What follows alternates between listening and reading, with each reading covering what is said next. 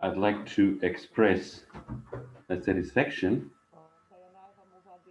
to announce this ninth session of the National Convention,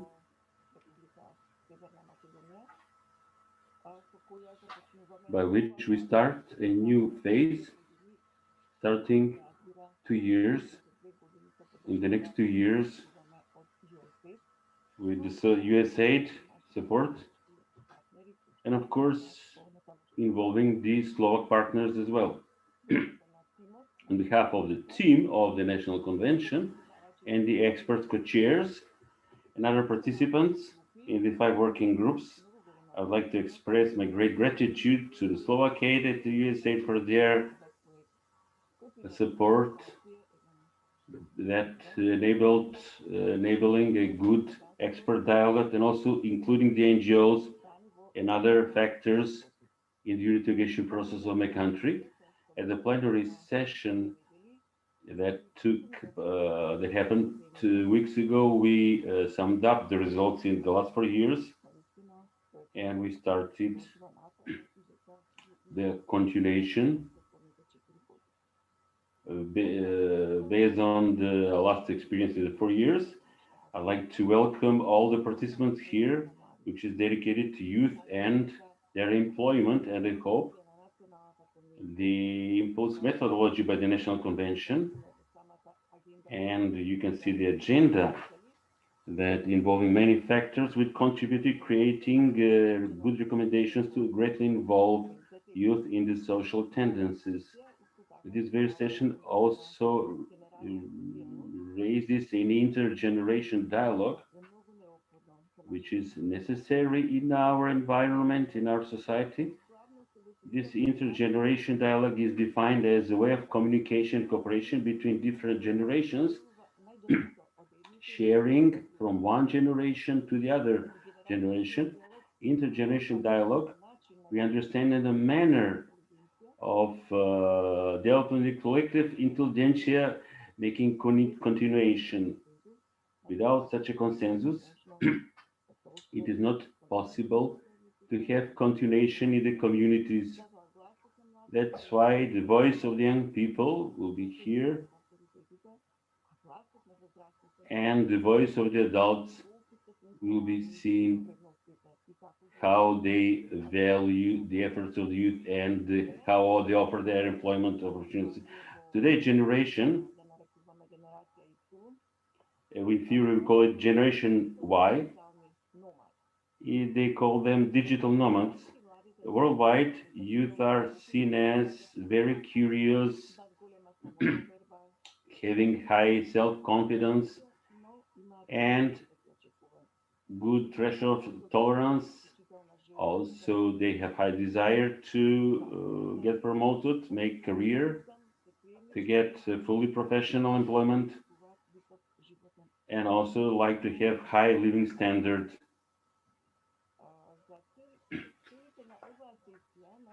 For this session, the National Convention made a public poll, about 100 responding persons, which showed that this very characteristic that I told you about are also the characteristics also of youth in our country. In such case, when we see people, young people, that cannot recognize themselves in the public policies and the governments, and the expectations, their expectations are not realized, especially in the present conditions in society, then communication is one way, just informing from the power centers. Then the values of adults cannot integrate. They actually divide people when they're open questions about discrimination,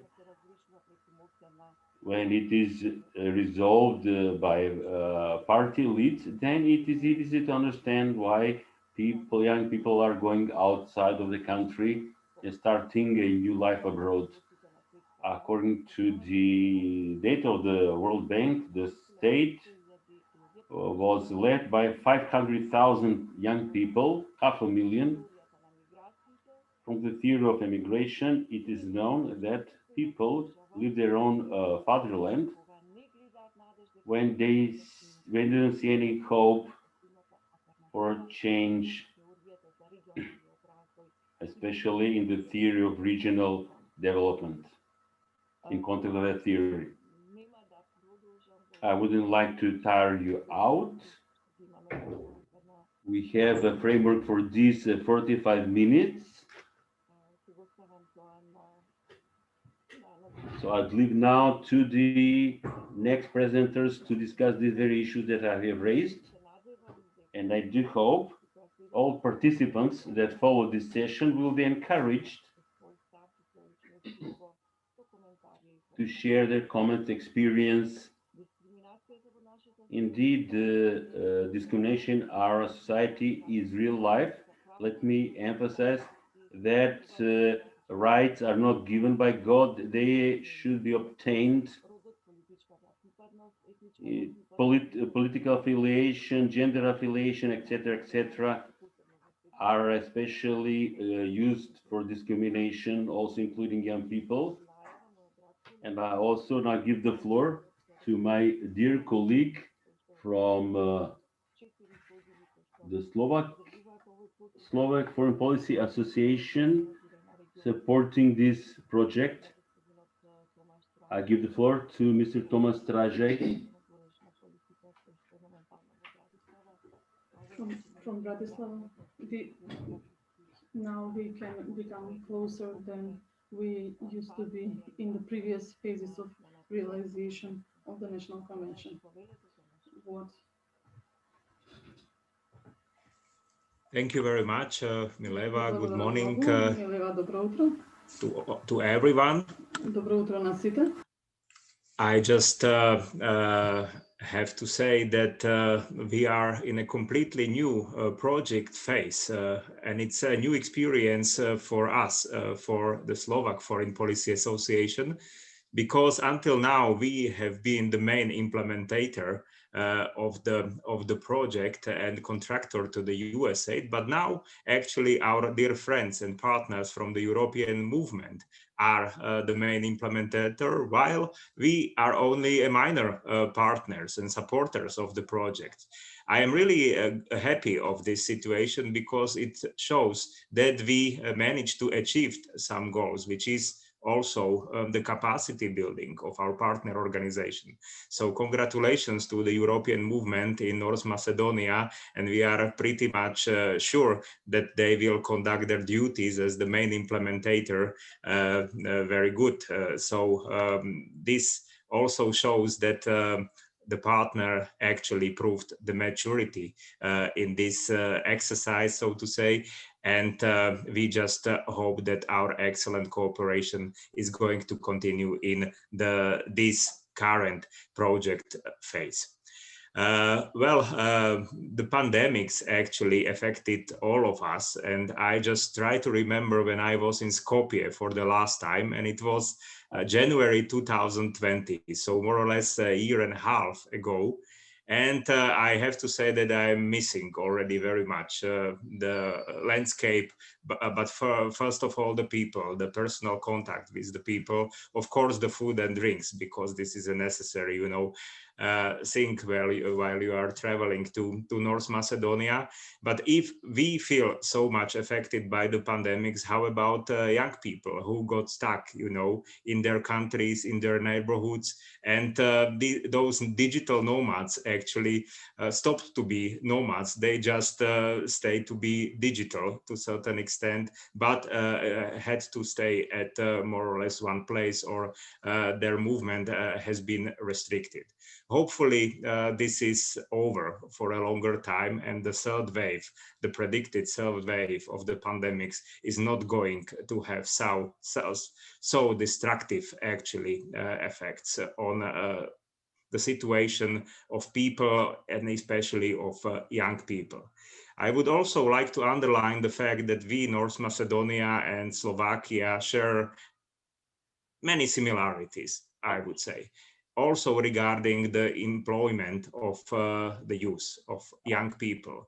We in Slovakia, we are also facing the brain drain, for instance.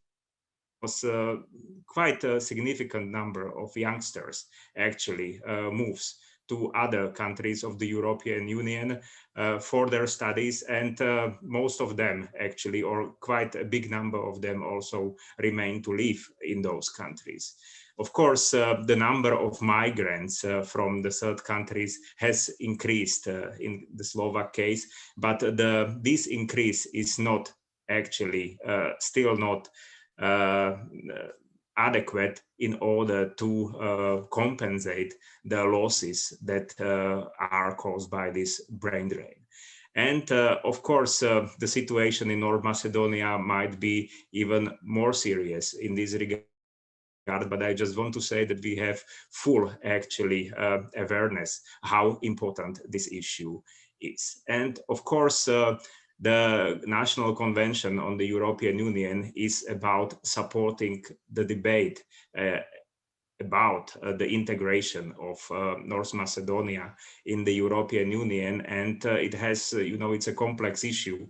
It has several components, the integration, but I would say that one of the most important component is the focus on the reforms, and on the reforms of the labor market as well, to make it, inclusive to the vulnerable groups as well, because here I come to other similarities we share. We also have, significant number of Roma population in Slovakia, and this is a problem for a labor market, and this has been a problem for a long time. So the pandemics also affected the unemployment rate in my country.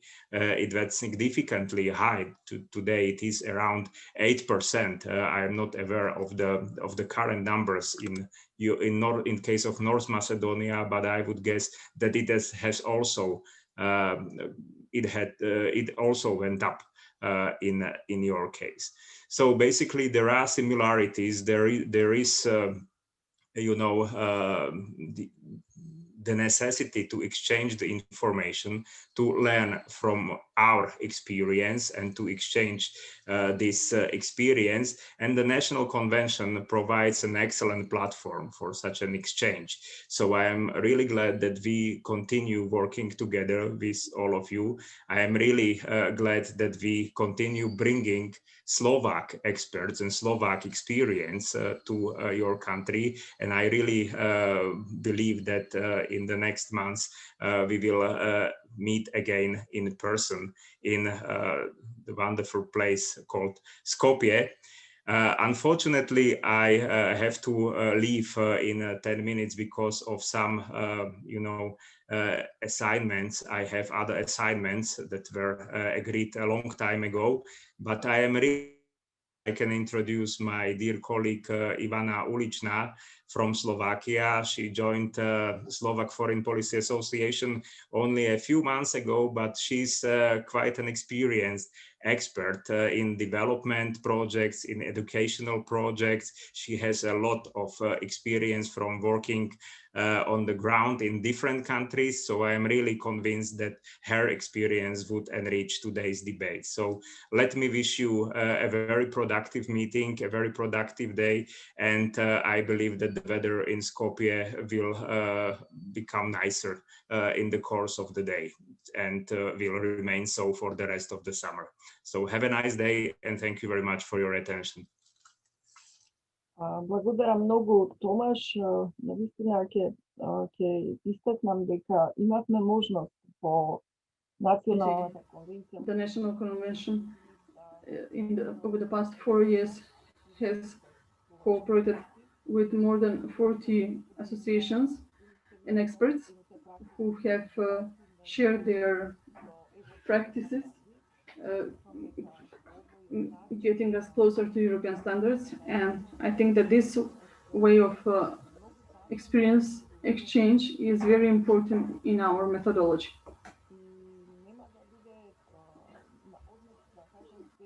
I would like to say once again that in this case, USA,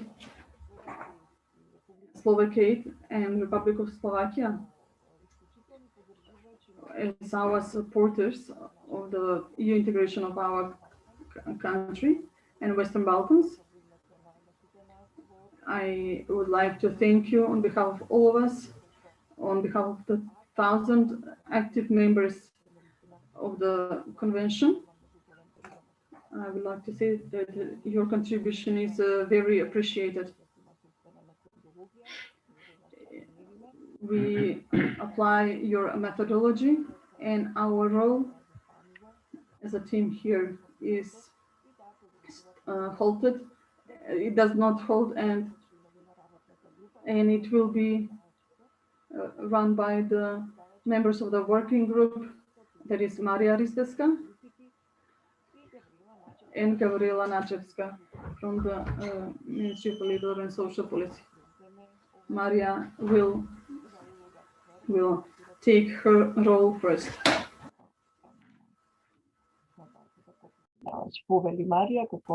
Maria, you may take the floor as a senior member of the.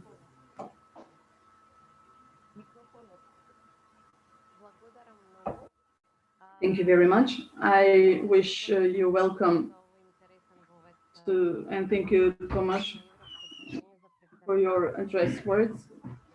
And thank you for taking the leading role in this project.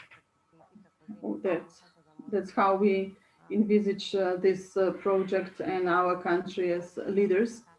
This project shows that it is possible. Let's go focus on our Macedonia. The youth trends are not in favor of youth. Also, research shows that youth does not participate on a high level in also social aspects. So the youth does not participate in associations. They are not very interested in school activities and other activities. Young people are almost invisible in Macedonian society. In the last 3 years in Macedonia, we need to include young people in all aspects of society, and there are indicators that show this. So we create policies to improve the total participation of youth in society. Among factors that negatively affect the prospects of young people is the high youth employment, unemployment amounting to even 45%. Therefore, it is very important the role of the Ministry of Labor and Social Policy. So I leave the floor to Ms. Gabriela Majalska, Ministry of Labor and Social Policy, to share with us what they undertake to improve the youth position in the country. Thank you. I would like to greet all, and I would like to speak shortly about what the ministry has undertaken in terms of young people. Unemployment of youth unemployment is a great problem, and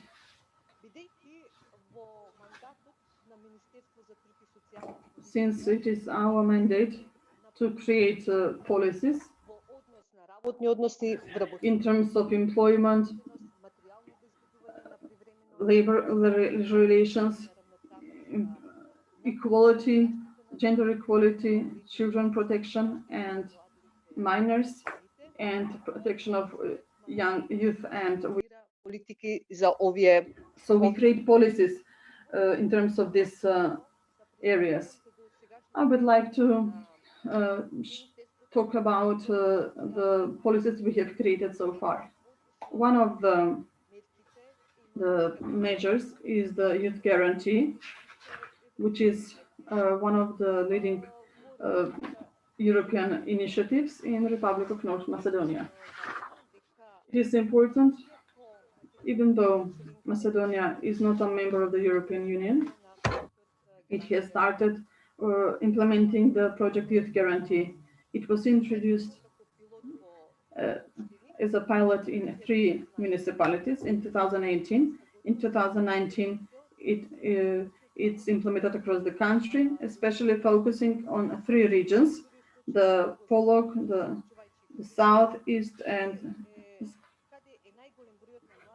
the region where there is the highest number of young people unemployed who are not involved, who are not who do not go to school or any training. So this measure, youth guarantee, provides allows for young people by the age of 29 to receive a job offer or to be included in the active measures for employment within 4 months after registering as unemployed in the Employment Service Agency. In 2019, the Ministry of Labor prepared a plan for implementing the youth guarantee. Година. Планот ја покажува The plan shows the situation, defines key goals and plans initiatives. And we have established the framework to observe and monitor the results of implementation. Results show that in 2019, 20,000 have been included by this measure, and 52% are women, and they were, and 6,000 people were employed. Into 2020, 25 people were covered by this project, and 400 people were employed.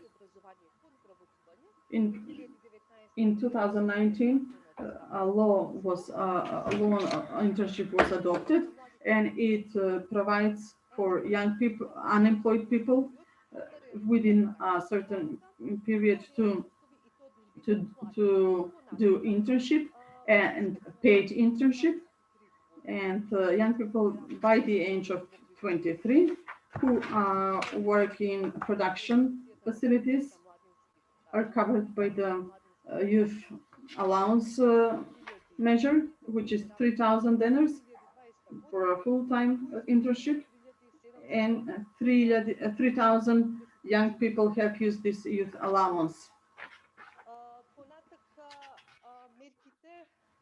The measures of the operative measures for employment of 2021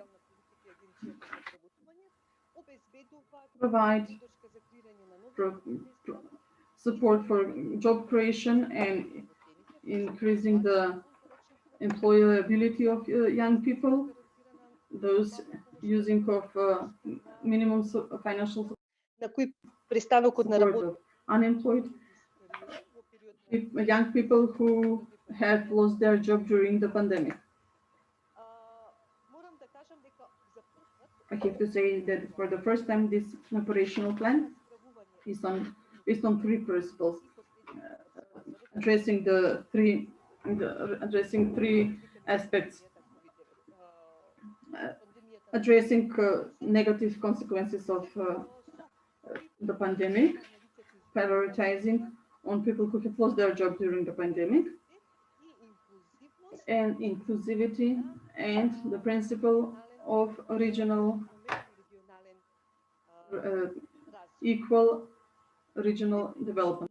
Мерките на оперативниот Through this measure of the operational plan for people, we provide one more chance to apply for the program for self-employment and the measure for youth internship and the program public affairs.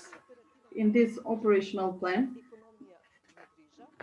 economy of care is also included. That is training for people to be trained to take care of people in need, and we provide trainings for special skills. That is, and they receive 30,000 dinars per month. And with this operational plan, 150 лица. Инаку оперативниот план Буџетот изнесува околу милиарда и пол The денари. budget of the operational plan is around 10,000. It will cover 10,000 people.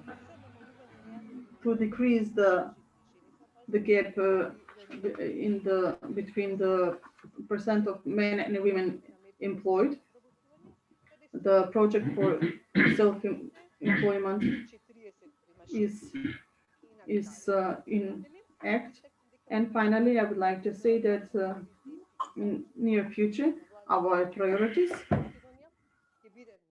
Намалување на will млади, be decrease of youth unemployment and increase of employability of young people in order to make them more competitive on the labor market. Thank you very much, Gabi. I think that what you have presented is very significant, having in mind that we have already developed legal and political framework with measures regarding the youth coming from the civil sector.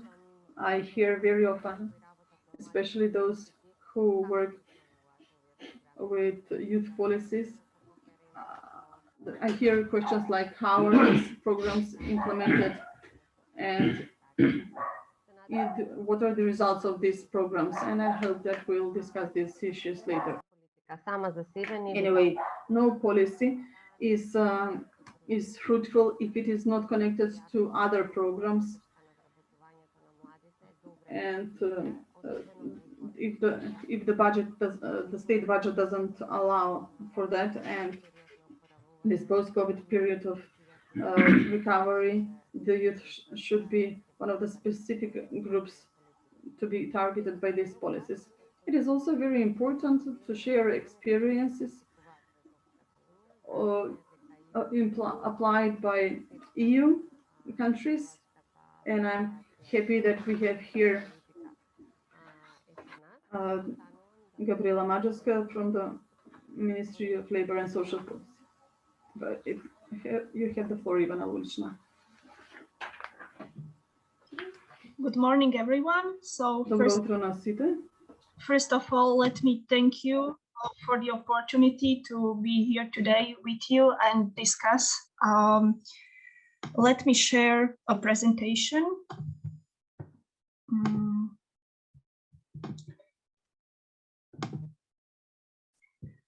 All right.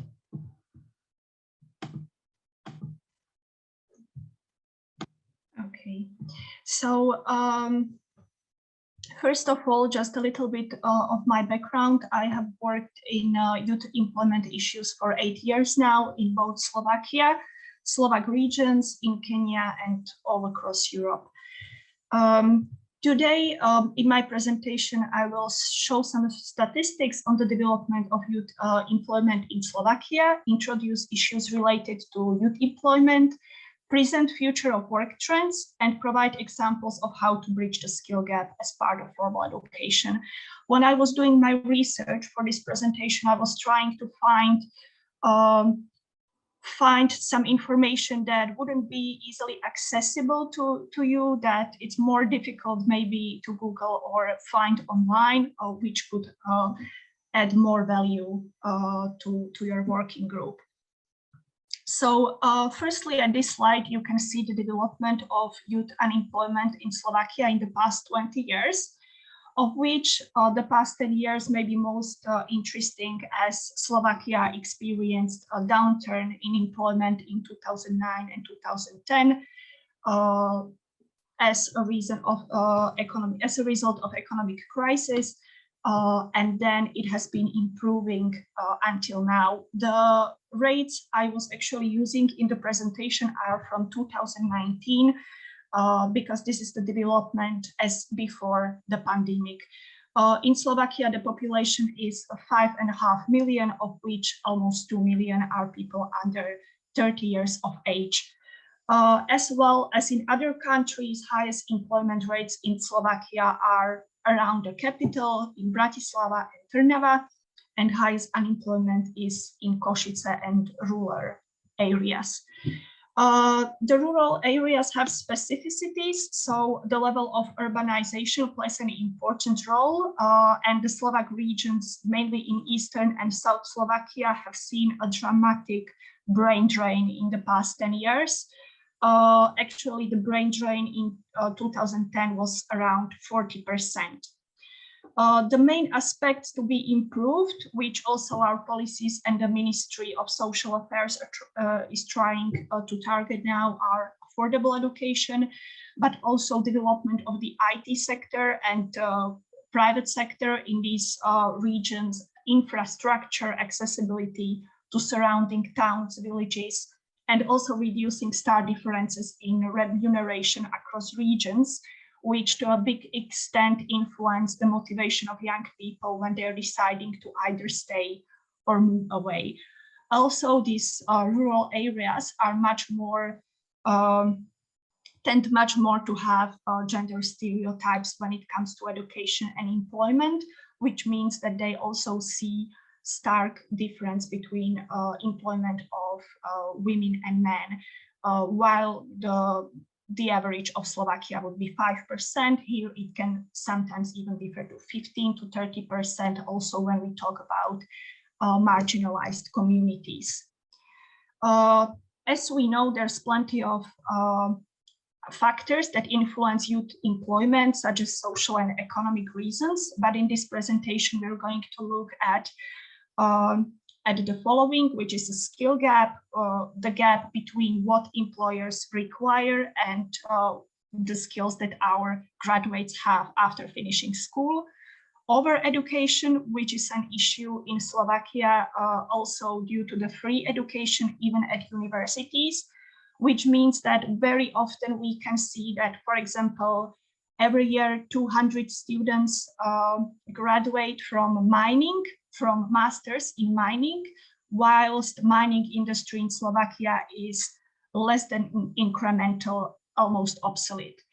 Another problem is lengthy school to work transitions. This relates mostly to low-skilled workforce, lack of opportunities and enabling environment for entrepreneurship, and also the lack of skills that would lead to such, and lack of career guidance as part of education.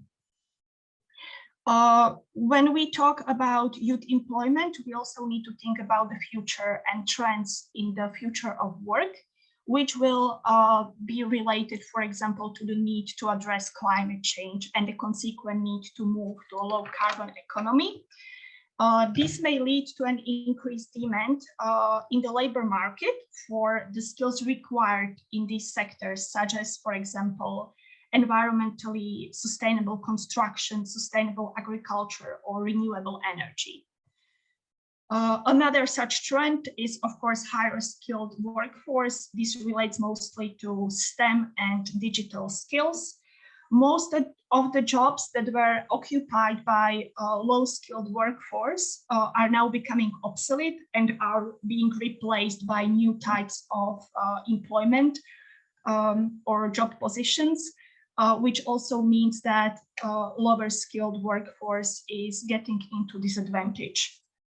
And this mainly is true also for early dropouts.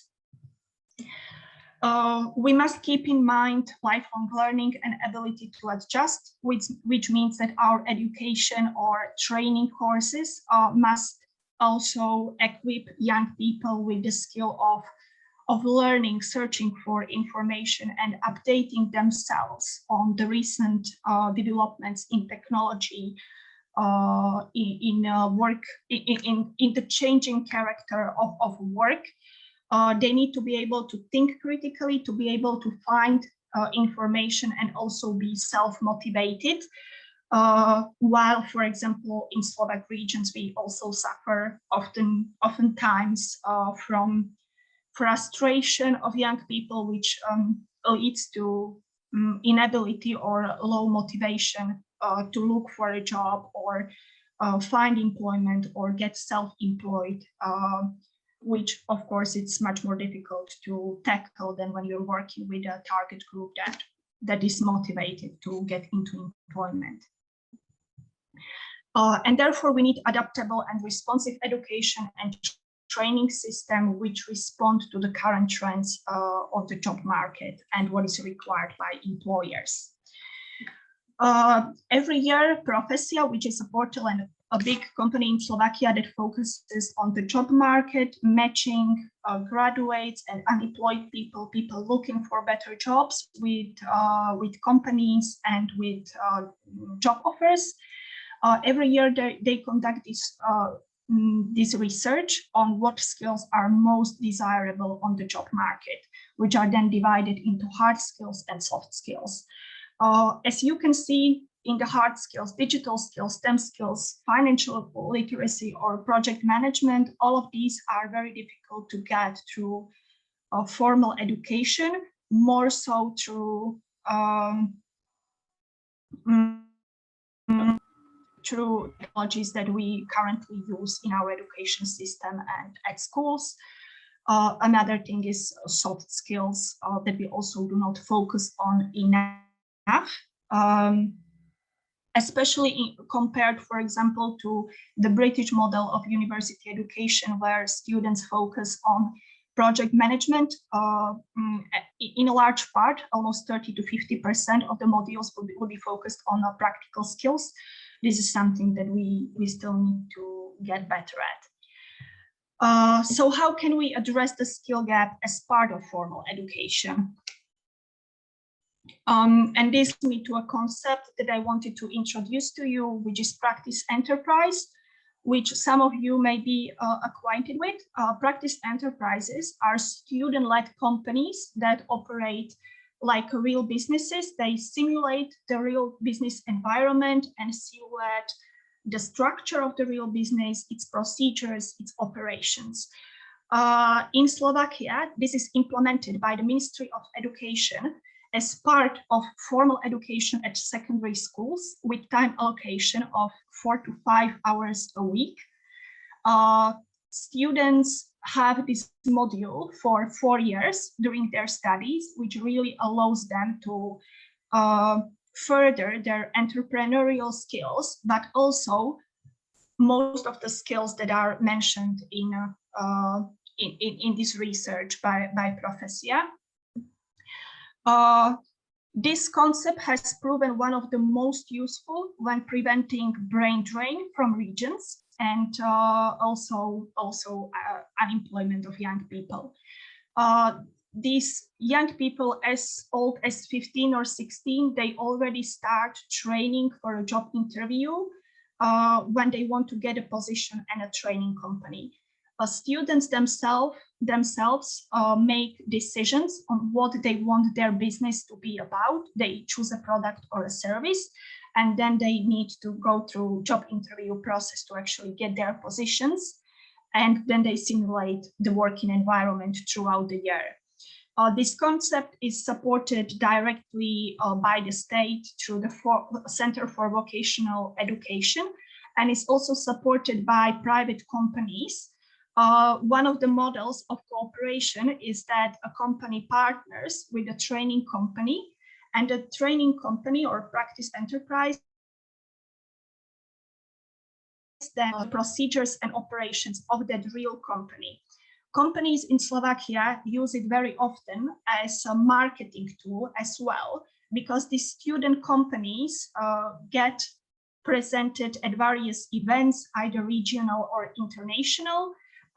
They also get some press if they have really good ideas. So this is also one of the motivations of companies why to get involved. Also, the companies have an opportunity to attract the cleverest students.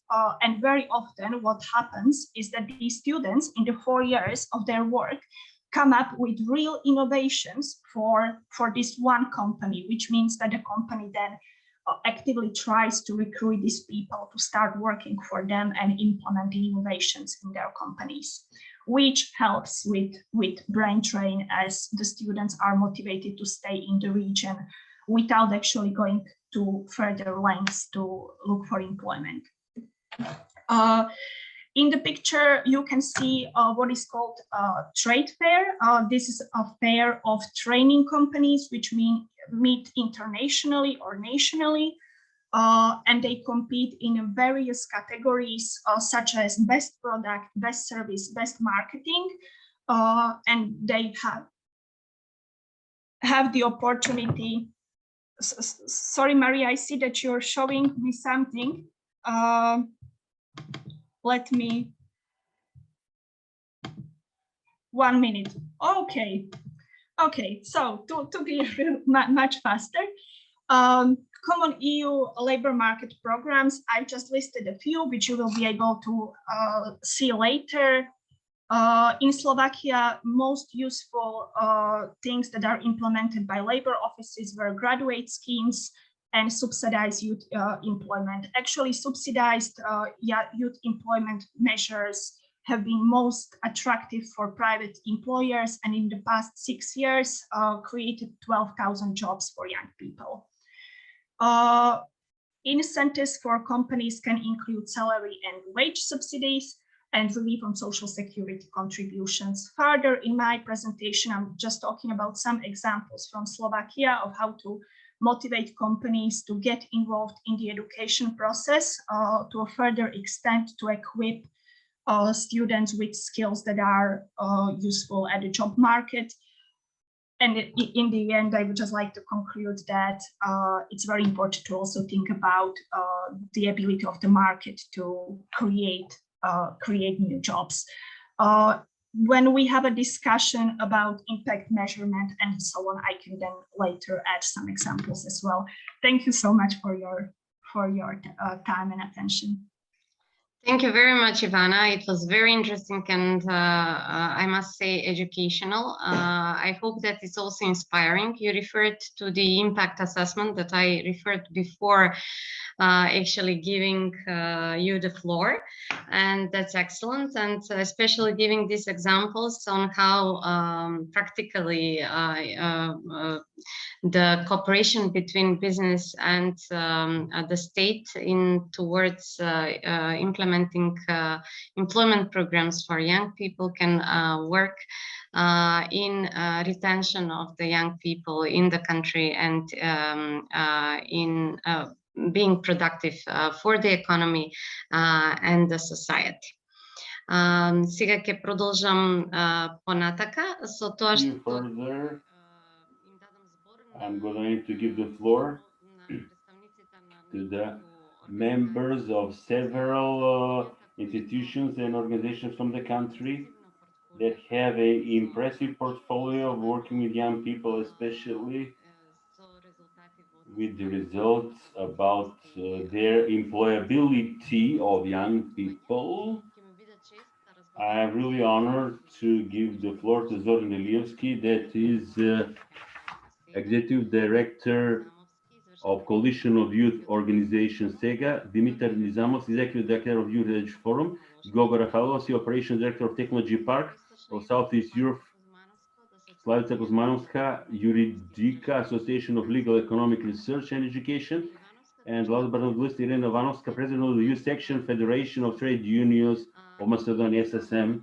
Now I'd like to especially to the questions related to the discrimination of young people on the labor market, for which we have raised the voice and discussed here at the National Convention on the Youth. Actually, youth discrimination on the labor market makes the heart, the basis. There's also gender-based discrimination of youth. Out of the total population of Macedonia, about 62.3% of the inactive population are women, and youth from 25 to 29 of women are inactive are about 71%. That's the result of the being discriminated of young women at the labor market. Can we recognize the discriminatory behavior and what we do? Political discrimination is one of the most often forms in condition when the state is still the biggest employer in the country. Our research has shown that young people face also on their job political discrimination as well, especially if they're sympathizers of political party. They have some problems to gain or retain their jobs. So we need some measures to protect against such discrimination. Also, we have discrimination against physical and people with physical and mental disability, and people especially stigmatized in the labor relations. And we need to talk about that openly, about the positive and affirmative measures that exist to address such stigmatization. In the forthcoming discussion, please raise the most interesting questions that relate to young people, especially the compensation in the starting salary. That's one of the reasons of young people getting out in the country. Whether should we find a solution in a new work contract, other measures that are required. Please kindly ask you to address these measures that will further dynamize the labor market in such a manner that will enable flexibilization of the working arrangement. With the present labor law, it is going too slow and cannot give appropriate answer in the near future that respond to the dynamism required by the young people when seeking a job on the labor market. And finally, in Macedonia, we have a great problem that also that is the gray economy, undeclared workers, informal working young people. There are a lot of them, and that doesn't make enable that don't enable them to have enjoy rights stemming from declared work. In a country like our country, with low income country, it limits the perspective of young people. And I do hope that you're also going to address this in your presentation. Zoran Ilievski, please take the floor. Maria, thank you very much.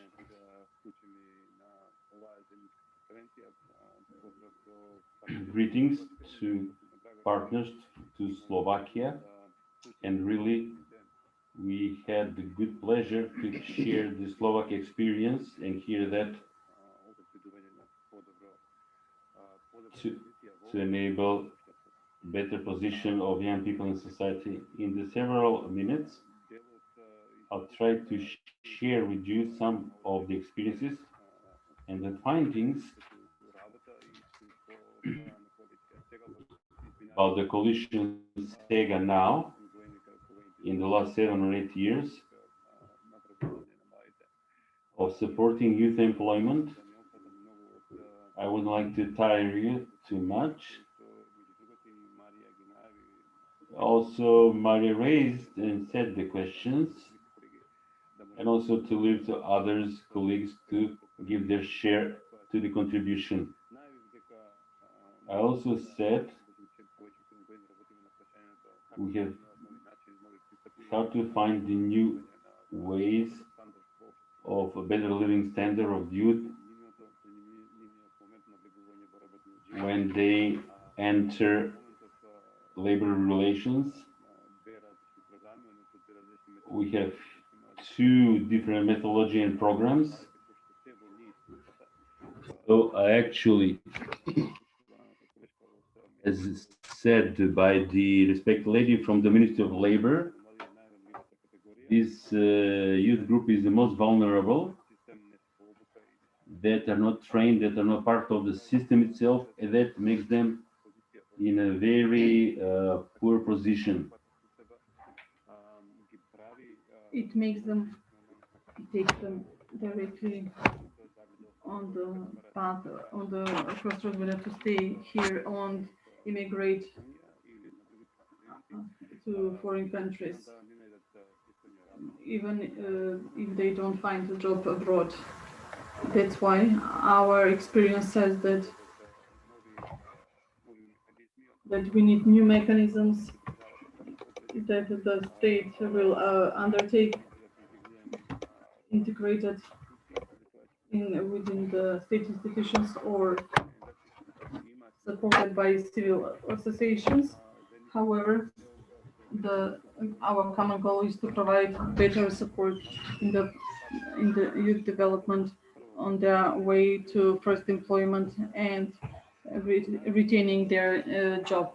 That is what I would like to highlight, that we need to focus on many sectors simultaneously, because many sectors are affected, especially the importance of young people in their role in society, and opposite on of their feeling of apathy, that they cannot do anything to change the society. So we need new policies and measures which will provide better social rights and integration of the youth, and in that phase, new policies which have to address their implementation. Too little research has been conducted regarding youth employment, and it affects their position in society and their future. Maybe it will be in future. Moreover, maybe regarding the previous speakers and providing special labor rights, which will provide additional allowance for the youth, or the first salary should be the one that will motivate young people, and it should be framed into new policies which will motivate young people, to inspire them and increase their desire to give their 100% and take new initiatives. What I would like to say is the youth guarantee, part of the measures the government provides, and are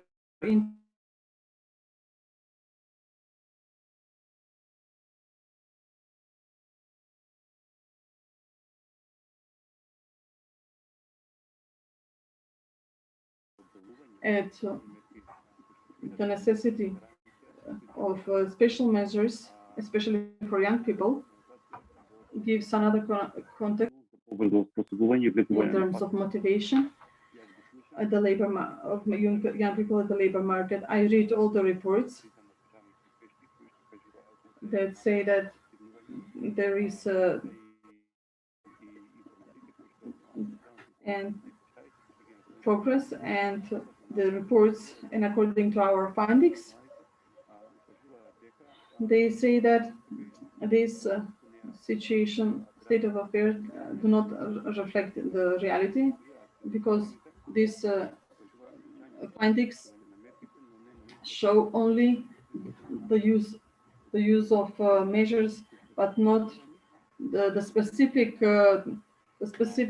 aid designated for young people. So I recommend institutions, the ministry and the agency, that it is necessary to include civil associations in all aspects of implementing the youth guarantee. That is the monitoring the implementation of the youth guarantee, hence the necessity to implement standards which will guarantee the quality of implementation of the youth guarantee. So we'll be able to improve the program in time, which I have to say, as the minister said, we are a first country, even though we are not an EU member. We have implemented the youth guarantee, and now we have to improve all policies, all measures which will arise from the youth guarantee. So the youth guarantee should define new maps, new youth mapping, and to cover all young people, to better inform the young people, and we have to design reasonable and user-friendly information for young people to understand all the benefits of this program. We need new types of access of young people to internet platforms, specially designed training for social workers who will work with young people. I will not. And in terms of young people's trust in state institutions, because young people should really be able to trust the employment service agency.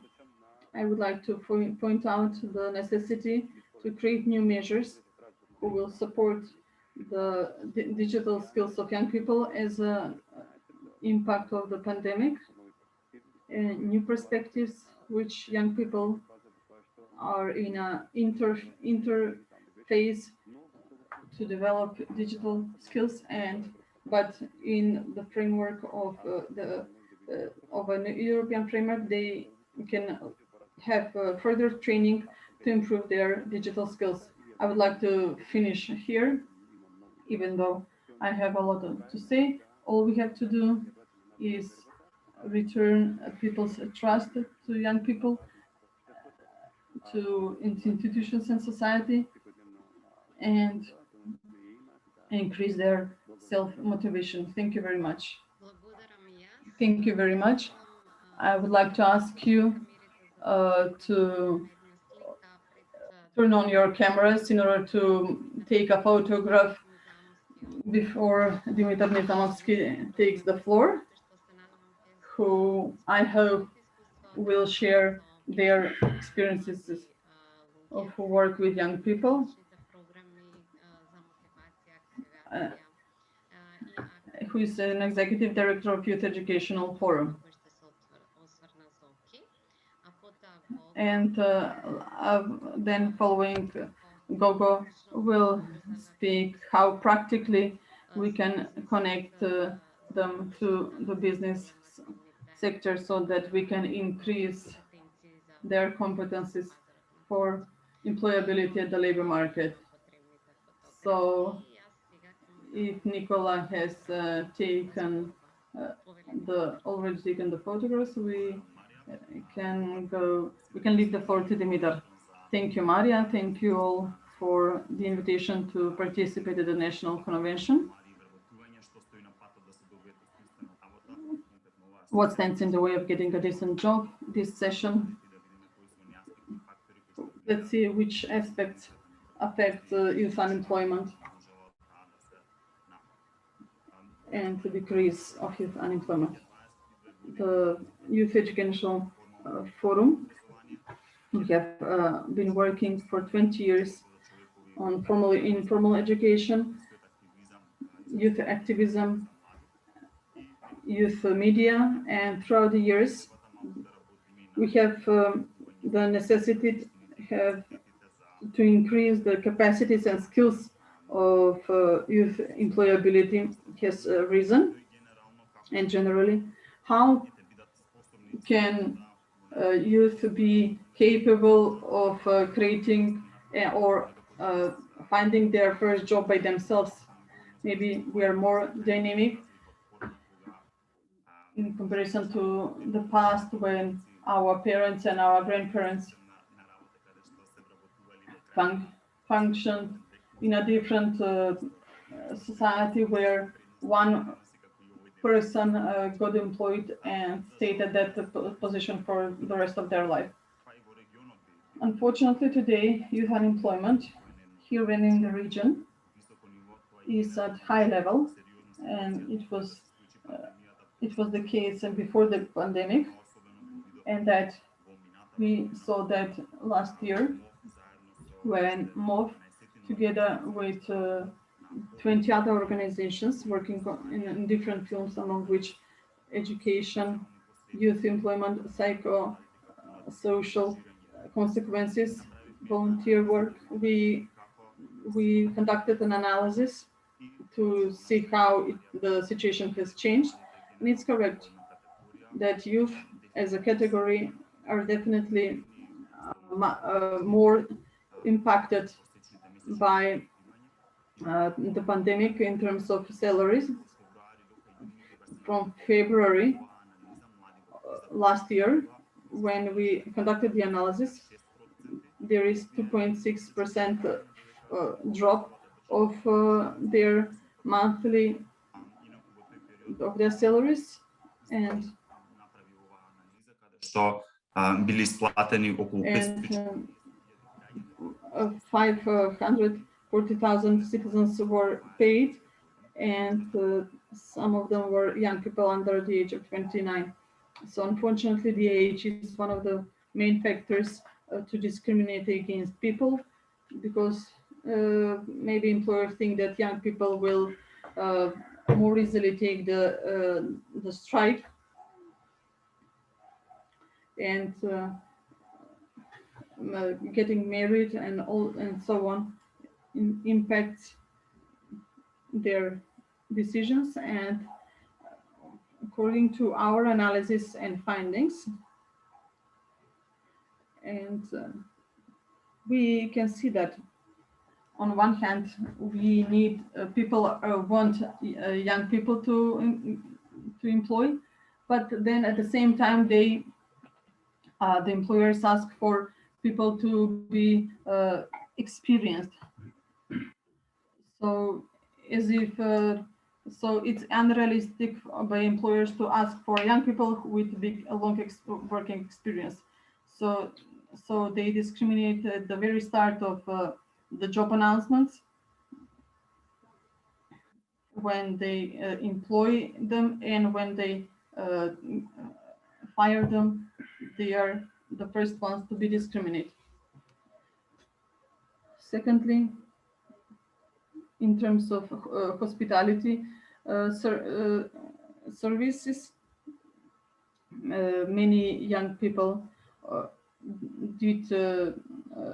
worked in the hospitality business at the same time going to university.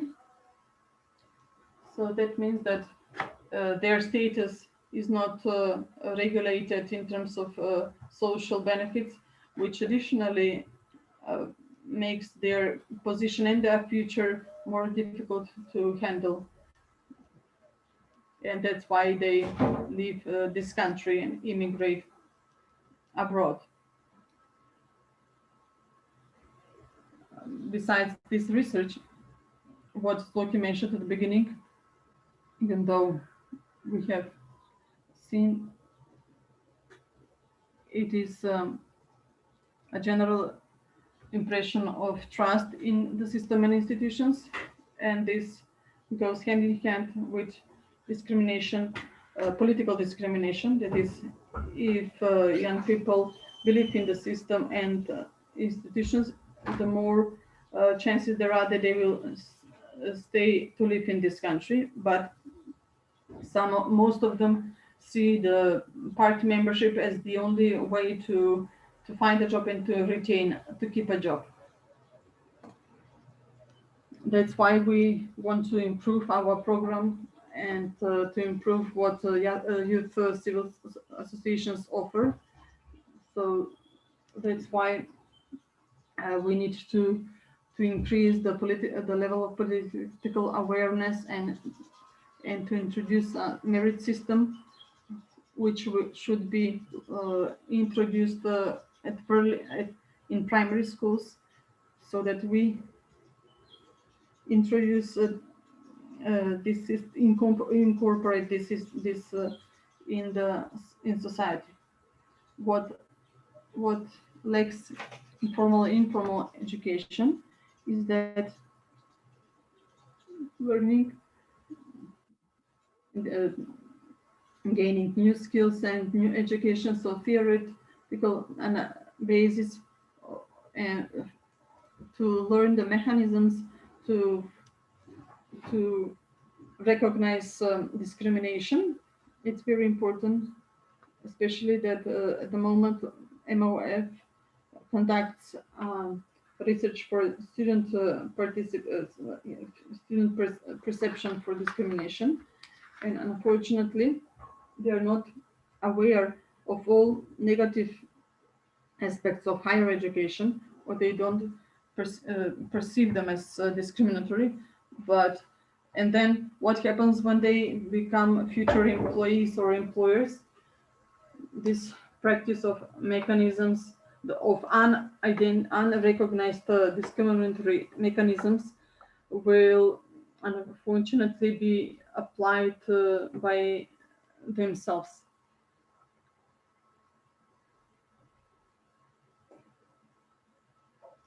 And finally, regarding the formal and informal education and higher education, matching young people with the labor market with regards to what their major studies are.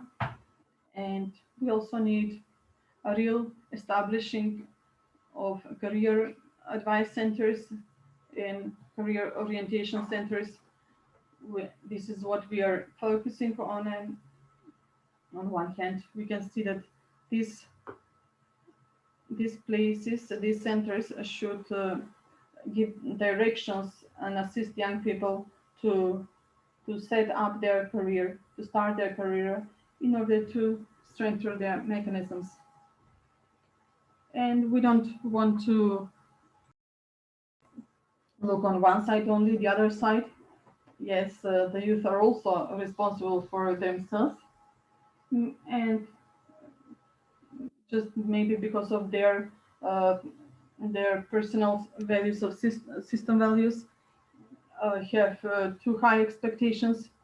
But what is missing here is to revise work contracts and to provide a dignified life for young people. And we should know that all this experience is very necessary to build young people's character and work ethics, so that we can offer the best at the labor market here and abroad. We can see now that more and more young people change their qualifications and follow the labor market trends in terms of digitalization and in general what happens in terms of the pandemic. We see that we need that in order to be more competitive at the labor market. Yet political parties are also responsible for this, because they promote behavior, they support culture that should be neutralized. So I highlight again the formal informal education, which will focus young people in the right direction. So this is our focus of MOF, our organization. Thank you for your attention, and I'm here to answer any possible questions. Thank you very much, Dimitri. It is very important, this perspective for the formal and informal education. If we connect it, what has been said by Ivana, competence building, hard skills, soft skills, digital skills, STEM skills in combination with soft skills, critical thinking, communication, that also build up your self-confidence, then we're going to find the two ingredients for the success of creating dignified work for young people in the country. Georgi Rafailovsky, as operative director of the Technological Park, is a new actor in this market. I would say it opens us a new perspective that hasn't been developed in Macedonia, and that's why I'm greatly honored to give him the floor and to see his presentation. Please take the floor. Thank you very much for this good announcement. Let me share my presentation. I'll be very short and concise. 10 minutes, please. Keep to the time. Then I can remind you when you have 2 minutes left and 1 minute left. Please take the floor.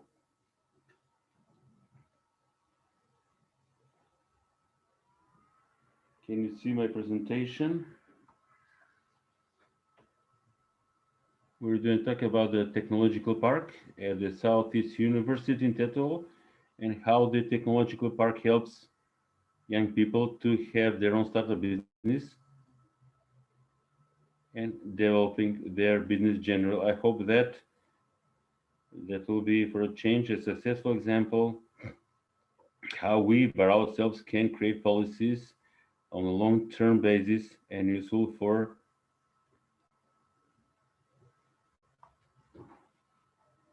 so we started on the 15th of May.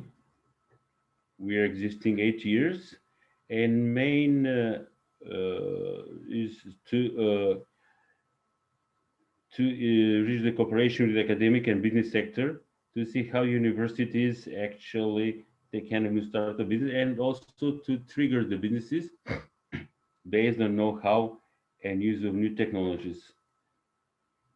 What are we doing? We actually, the academia sector, the business sector, the local and the national authorities, they offer that we connect them so that we can offer the youth how they can make a startup. Our aim is the new investment in the startup. So the main focus of the technology park is creating startup and technology businesses and also triggering development of the SMEs, creation of synergy between the companies in and outside of the technological park. We're talking about later, and stimulation of the new technological scientific innovations, triggering the so-called spin-off companies assisted by the academia, and also increasing the performance of the local economy and generating the new jobs, which I think that important. So, as an institution, we are 27 national associations and 39 international partners. One of them is the International Association of Science, Parks, and Areas of Innovation, as you can see on the slide.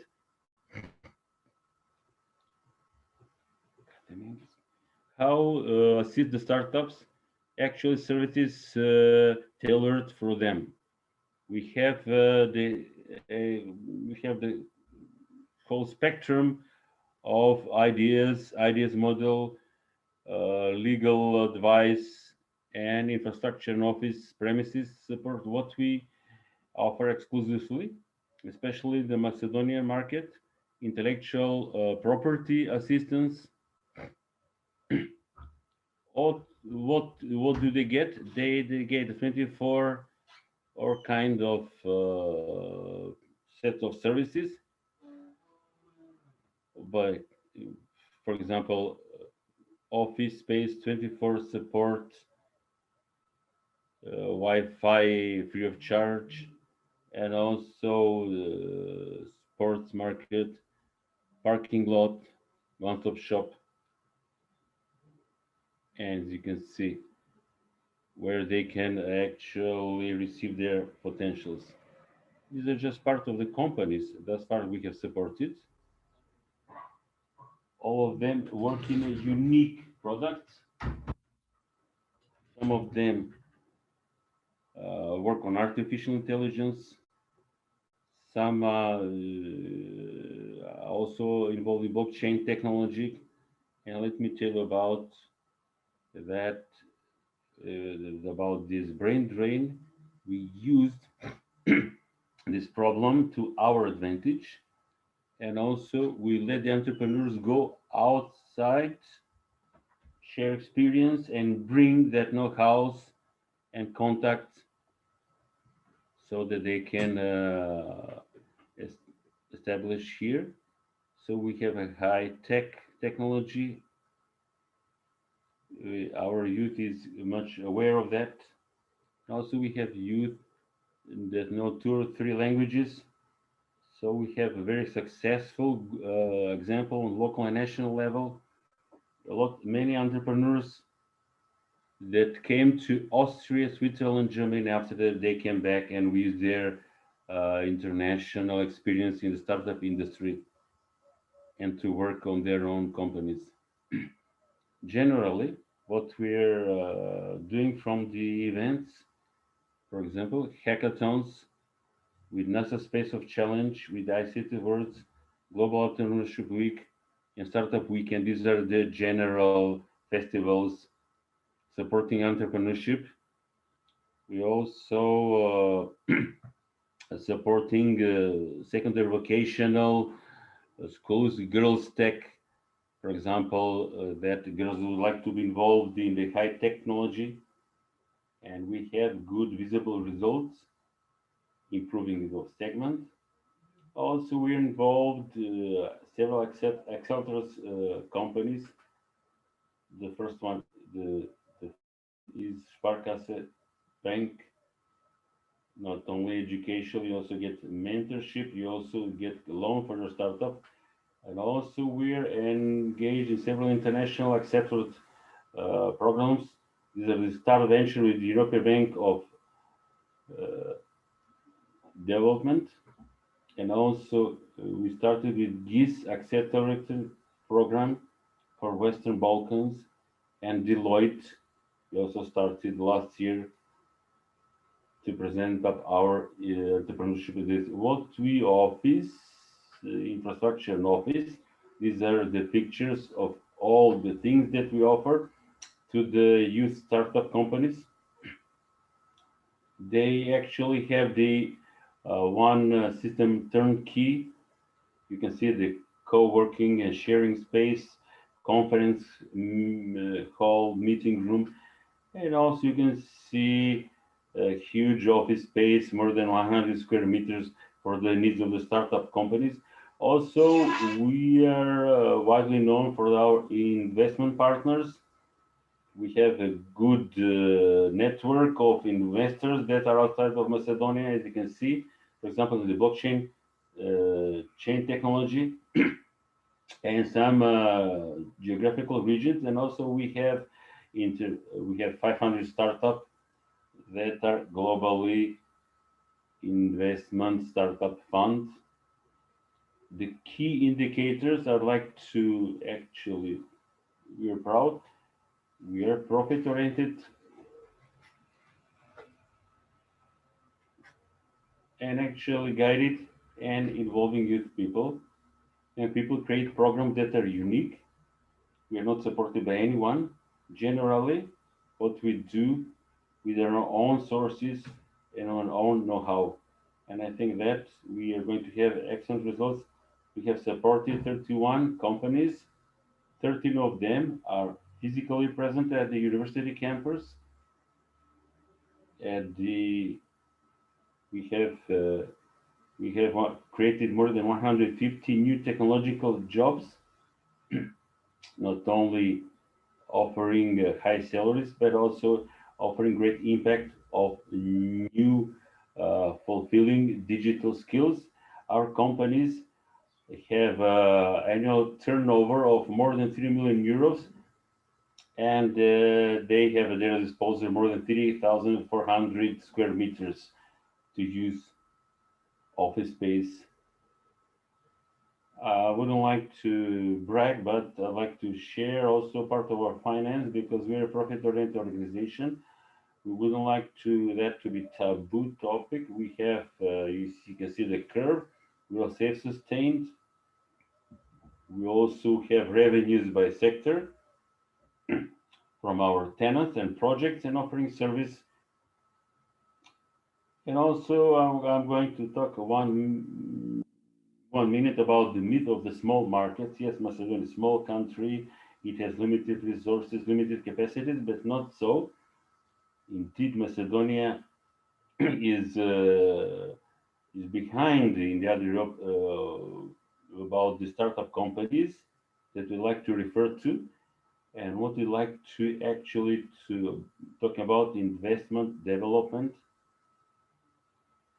and greater growth of startup, and that's why our long-term focus is actually where there is a greater investment and going outside of Macedonia. This is this part in phase 2 and 2.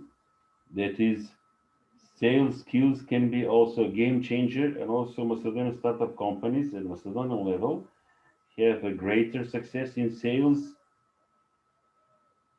They have a better development of their services and goods, and actually they are getting better in new markets. The conclusion is that to involve much more the greater corporations in this, greater sales skills. So not only to employ young people, but also the next priorities are creating a small investment fund, maintaining regional ecosystem. Similar problems are found in the neighborhood country, in the regions. After of creating fab laboratories, not only to software, also to hardware, and of course, so the intellectual property and IT office in order to transfer and share these kinds of. This is our team, as you can see that. So I'm open to all discussions that can be raised. Thank you very much, Gogo. This is magnificent. I think that in the actually going to be a credit guarantee fund for girls and women because we are a country of rather conservative values. So on that topic and also other elements about the status of women in STEM, I shared a region from the Regional Cooperation Council in the chat room, which I worked on last year. And so let's talk about that topic. Indeed, we put the mosaic very well. We had a very good evaluation given by Zoki at the beginning about the employment of young people and their program. Then Dimitar talked about the needs, about competencies,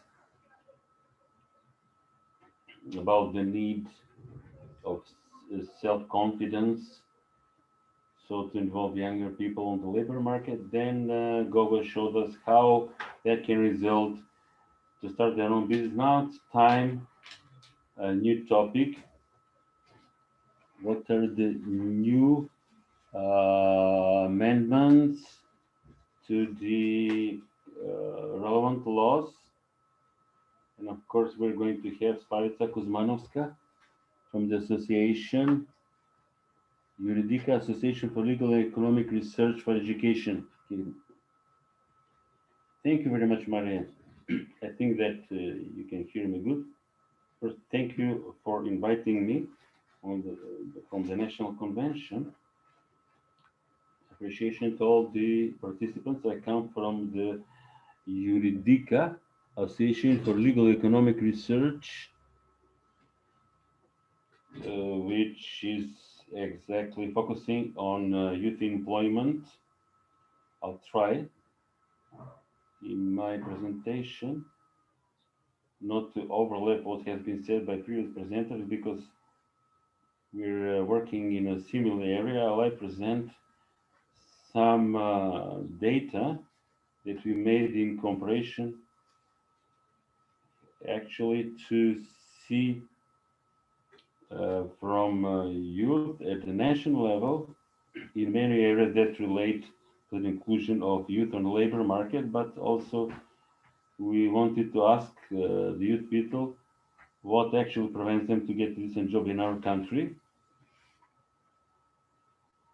We asked young people from 18 to 29, half of them are university students, 30% have university graduates, and others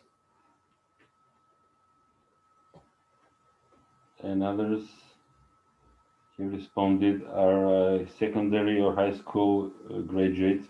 So we're going to get a good picture that we can comment further. More than 80% of what have responded are unemployed. And more than 90% live with their parents in the same household. Only of 3% say they have their own apartment, and others live with either their parents or with roommates or with homemates. When we talked about what motivates the young people to go abroad, that is the low salaries that they would get, but our research has shown that it's not the priority of high earning, but young people would actually have better professional development and also the job security, the certainty of the job, but also young people expect to find a job, to have good socializing with the company fellows that corresponds to their age and temperament. And after that comes the eventually the high salary that can attract them to a good job. What has been previously said, the problems with the membership in political parties, that young people think that they must be first political party activists and members in order to get a decent job. More than 50% have said that. That is a system problem of the very system of the country that needs greater attention and to root out in the foreseeable future with changing the policies relating to youth and their employment. It's very interesting to know that 50% of young people, they need the university education to get a decent job, and 50% think that even with the secondary education they can get a decent job. More than 80% of them have said that still they would continue with their education even if they could get a secondary education job. And some of them also would like to get further training and retraining. So we can conclude young people are open to learning new skills, whether it is through informal or formal education, and indeed they're flexible on the labor market from that aspect. When we asked them, would you start your own business? About 70% responded yes, but those saying no, the main reason for not starting their own business is not having any funds or finance. What we heard from Gogo, I think that gives us a good positive context that we can help young people to establish their own business, but also it shows on the other side that actually they're not aware of the measure of self-employment, One of the measures of the operational plan is to be self-employed. So we can conclude that these measures that are existing on state level are not sufficiently visible. They should be much more brought to the awareness of young people. 80% say they're not known of these measures for employing young people. But some of them have said they know that, but they don't know them in much detail and how to use them. And also they have said that the municipalities do not offer any ways of informing about involving young people in local municipal labor market. 90% of the respondents have given that one means failure. This is an alarming fact. Many young people are not aware of their job opportunities or self-employment in our country. If they can choose whether they will stay or work abroad, it is 50-50. Half of the respondents would stay there, half would go abroad. I hope that these results can give us a picture based on which we can conclude that informing about the active measures of employment of young people indeed should be better communicated and much more overall, much more detailed to young people. There were two campaigns organized by the Labor Ministry, which were not very popular among young people. On the other hand, I'd also like to underline it's not just the youth people to get informed about these job measures, and together also to involve their parents of young people, the parents of young and employed people, because it is our traditional mentality that the parents get too much involved in the personal affairs of their children, forcing their children to study what their children are not interested, just because the parents thought it was good for their children. And also informing was done through the local info clubs, only communicating with university students. Thus, high school or secondary vocational school graduates cannot be informed duly. When I'm talking about the secondary vocational education, VAT, vocational education and training, so there are some jobs are not active on the labor market, though they can be prospective, and also the secondary vocational education is not also favored by the parents. It's usually the parents that push their children to finish at any cost university education. So I think also we should deal with better informing of the parents of young people. Then what Maria has said, women,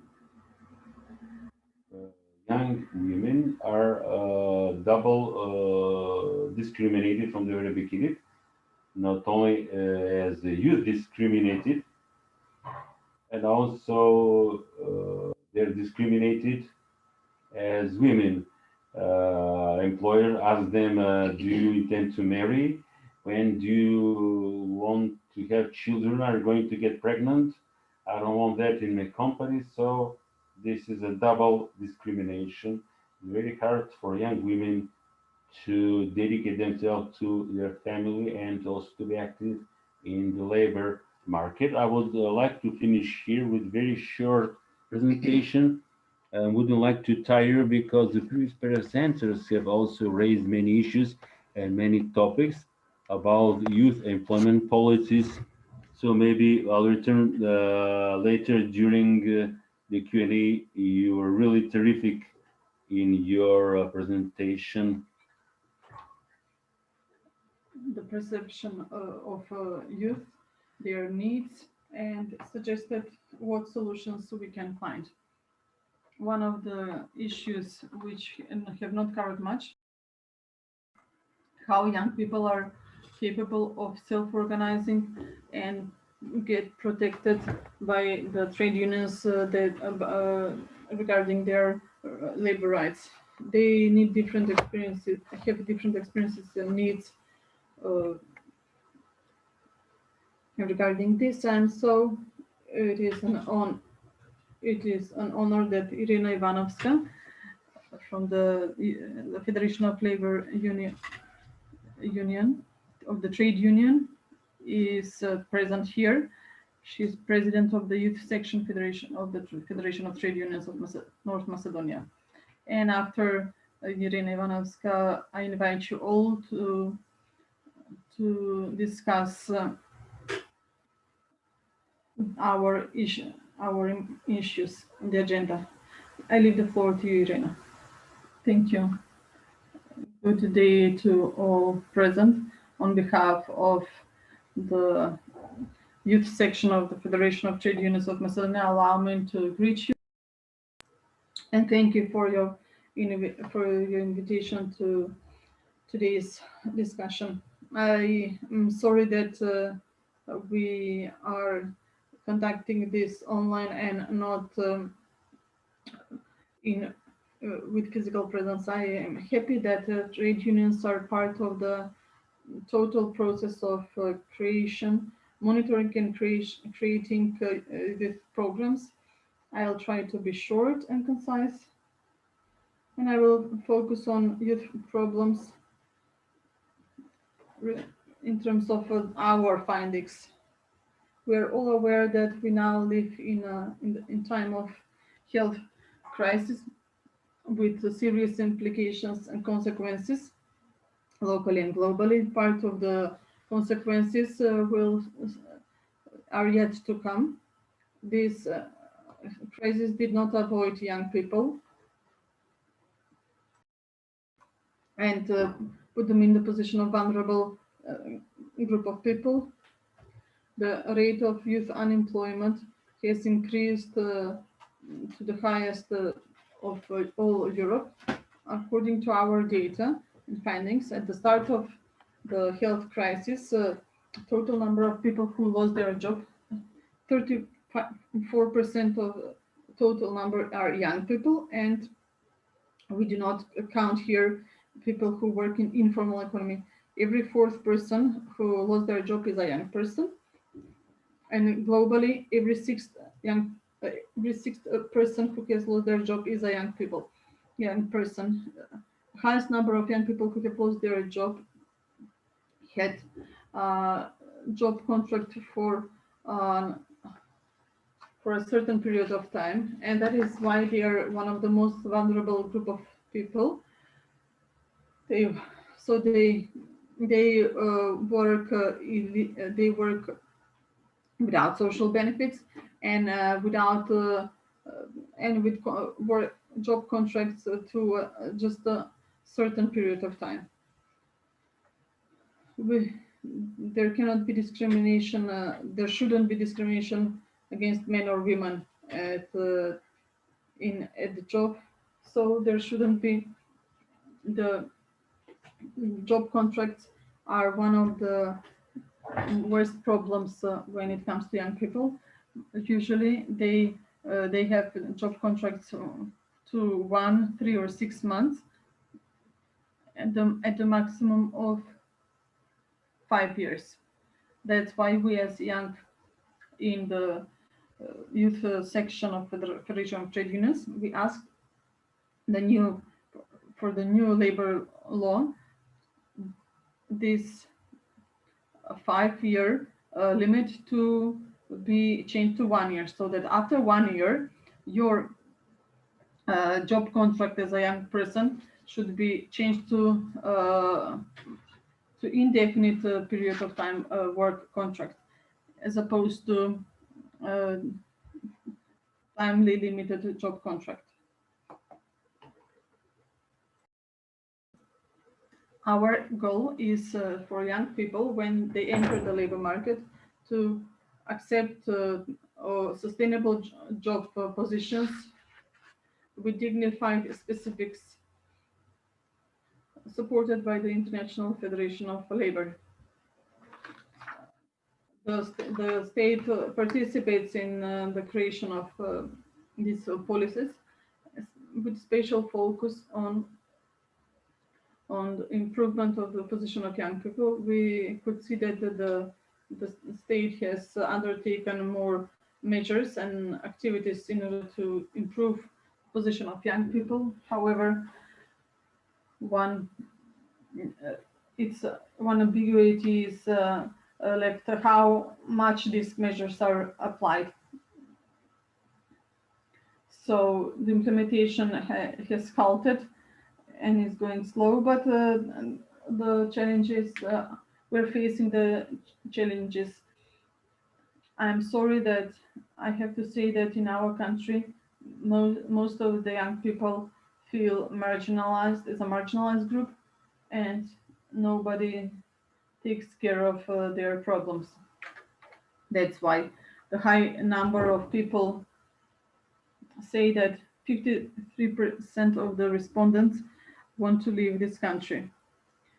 In order to find a solution to this lethargic position of young people, we need to find a common solution, and the common cooperation with all stakeholders, social dialogue of the government and employers. We need certain measures, while improvised solutions and measures will only extend youth problems. We think that young people will be able to resolve their problems easier if they become members of trade unions. Via trade unions, they will find the best way how to participate in the labor market. And I would also like to say that to share some data when it comes to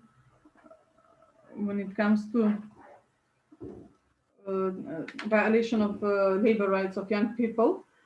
Mostly their financial rights are violated.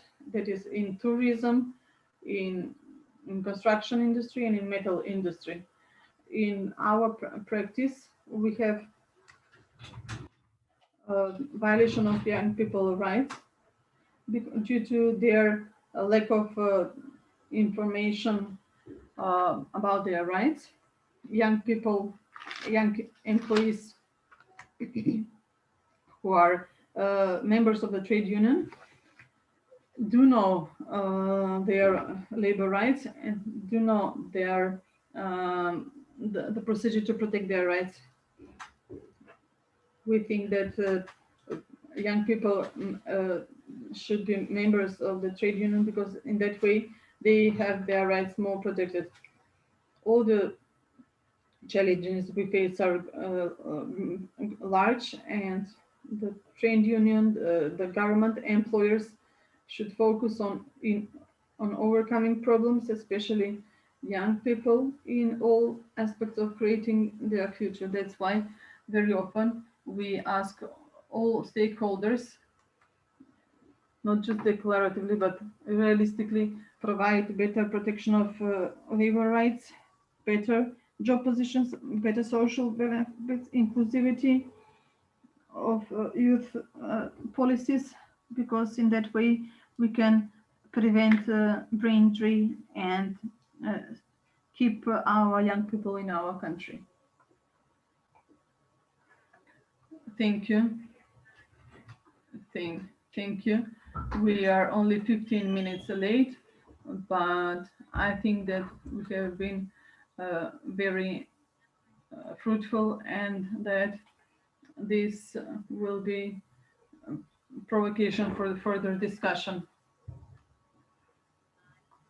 I would like to invite all to the discussion, and I will now monitor the discussion and ask our panelists questions. Who would like to take the floor?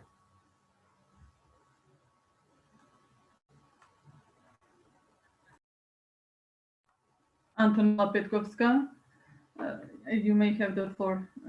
Good afternoon. I'm happy to be here. Congratulations on this beautiful session, and I'm happy to share it with young people.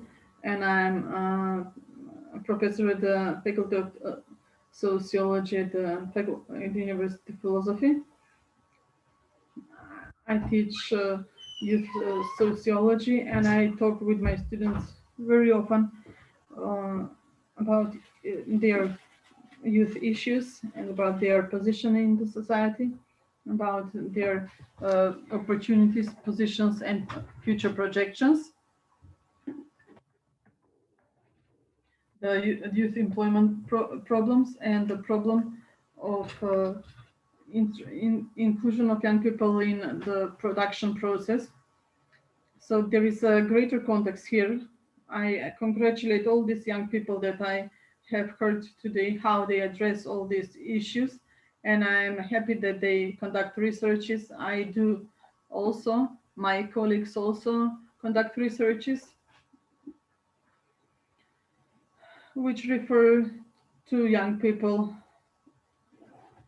For example, during the pandemic, I encouraged my students to locate, to identify their position, their problems, their challenges in the time of pandemics, whether it be art, culture, or employment. I think key problem, except institutional problems, which are evident for all society, is the great mistrust of young people towards the institutions of the system, and also in general about the public sector, the public institutions, and that's a great problem. That's a great problem. A great problem is also mistrust in media. Not all of them are well educated and have great access to information.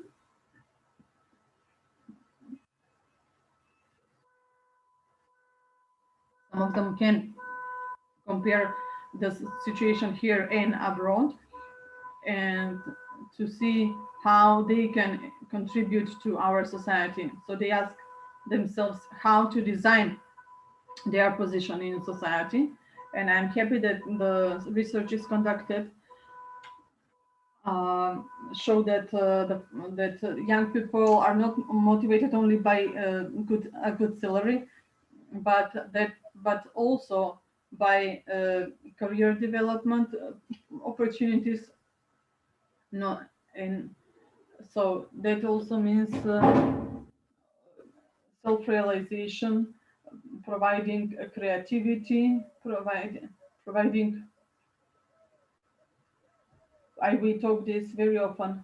It's not labor market the one that dictates how to create policies and how to design our education. No, education and all these formal, informal sectors should open opportunities and create process for innovation, innovation in terms of technology of organization, not just as an idea, so that we can think about it and have give the right to young people and all people that they can hand in hand participate in social changes and all other trends. I think that very often we forget that besides technology and economy, a key factor is our social senses, so that we are able to explain all these current trends which provide young people and other people to avoid all types of discrimination, to be informed about their rights, to be involved in processes, and not to feel marginalized, not to feel discriminated, not to feel as outcasts in society. Brain drain is not the only problem. They say send them abroad so that they can get acquainted with other types of systems and opportunities, and they should feel the desire to come back to our country, and then to share experiences and to stimulate new types of creativity in our country. So we expect young people to bring creativity and initiatives to this society. So the young people are interested in digital trends, but not always well informed. So the possibility to create a new world without all the gaps there are, gender gaps, generation gaps, and so on. Besides public policies and all other problems that we can see that sometimes are really problematic. The way that we imagine, we saw that in the process of education strategies, energy of openness and placement of ideas that young people do not only want to use the society, young people want to produce in society. They want to contribute to society, and not all young people have access to resources. Not only startups, self-employment subsidies. These are neoliberalism categories. People want to neutralize. However, I went through the EU youth strategy. It's okay, even though most of these strategies are very ideological and normative. However, very realistic, with realistic issues. And I think that we cannot keep our eyes closed that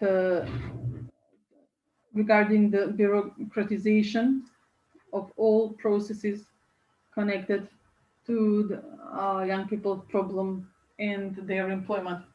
And with that, in theories of gender equality and inclusion of vulnerable groups, they actually do not disable society to develop, and they provide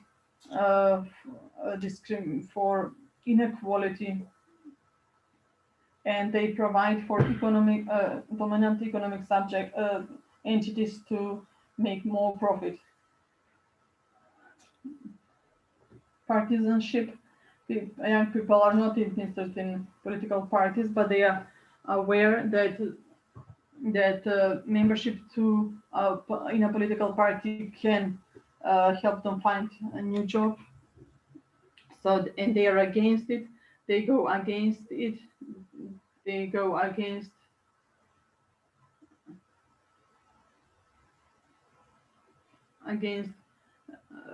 those their ideologies, because it means search for new ideas.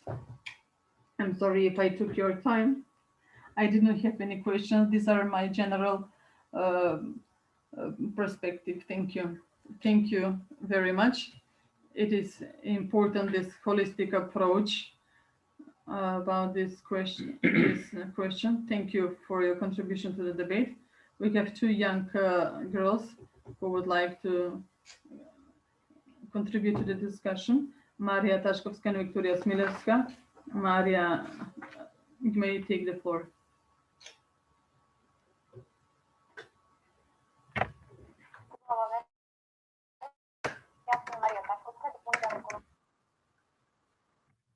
I am 25 years old and I'm an intern in the youth organization now. As a young unemployed person, I would like to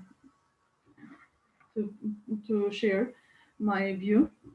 As a first recommendation, in terms of education, I recommend synchronization of education with the business sector needs in order to create policies and a system in the secondary vocational education. And I think that we should start implementing these policies right away in all secondary educational schools and not wait for results of the pilot programs and implementing the business entrepreneurship in secondary schools. Also, create and encourage critical thinking of young people. These programs exist.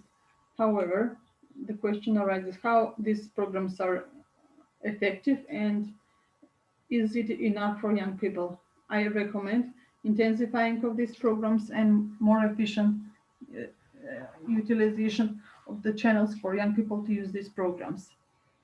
In terms of internship, I would like to say that to introduce an obligation of every employer to provide internship positions subsidized by the government. According to the operational plan of the Employment Service Agency, the number of young people to be subsidized is 1,500. I recommend that this number is increased, and I recommended new methods for improvement and better use of channels of communication and informing the young people about active measures of employment should be introduced, and aspect of increasing people's trust towards institutions. So we need to create mechanisms to protect the right to access, open access to new jobs and prevent political partisan access to new jobs. Finally, I would like to add to provide support to informal programs by civil associations who train young people's skills how to enter the labor market. These are my views, and I will be here by the end of the session. Thank you, Maria. Very specific recommendation. Thank you. It's good that you presented your recommendations to the decision makers from the Ministry of Labor and to the employers. And the business sector representatives present here. Victoria would also like to share her view, and I would like to leave the floor to her. And 10 minutes to 12, I will have to go, unfortunately, because I will talk on the subject of digitalization and women at a Montenegrin panel, and I will leave the floor to Gabriela Mađarska. So this dialogue, we should use this dialogue in policy improvement. Thank you. Hello to everybody. I would like to introduce myself. I'm Victoria Smilevska. I'm 24, and I'm a member of the coalition now. I would like to thank you for the opportunity to hear our voice, especially people who have just looked for their first job, and in terms of solutions for improvement of youth employability, I would like to say that education, I recommend that the curriculum of primary and secondary schools should be coordinated, and to introduce career counselors in primary and secondary schools. And in that way, the process for career orientation will be improved. And in terms of communication strategy, I think that one of the most important things to improve youth employability is that institutions and organizations improve their way of communication, and that it should be timely and permanent and consistent. In that way, it will be youth friendly and user friendly, with concise and simple messages. Next segment that I'd like to speak about is the Employment Service Agency. I recommend to revise the employment agency's staff in order to improve the quality of services they provide, so that the youth have better access to their information. Thank you for the opportunity to speak at this. Thank you very much. Thank you, Victoria. And now I would like to invite Angel Dimitrov, representative of the employers, president of the Organization of Employers, to share his view in the following 5 minutes.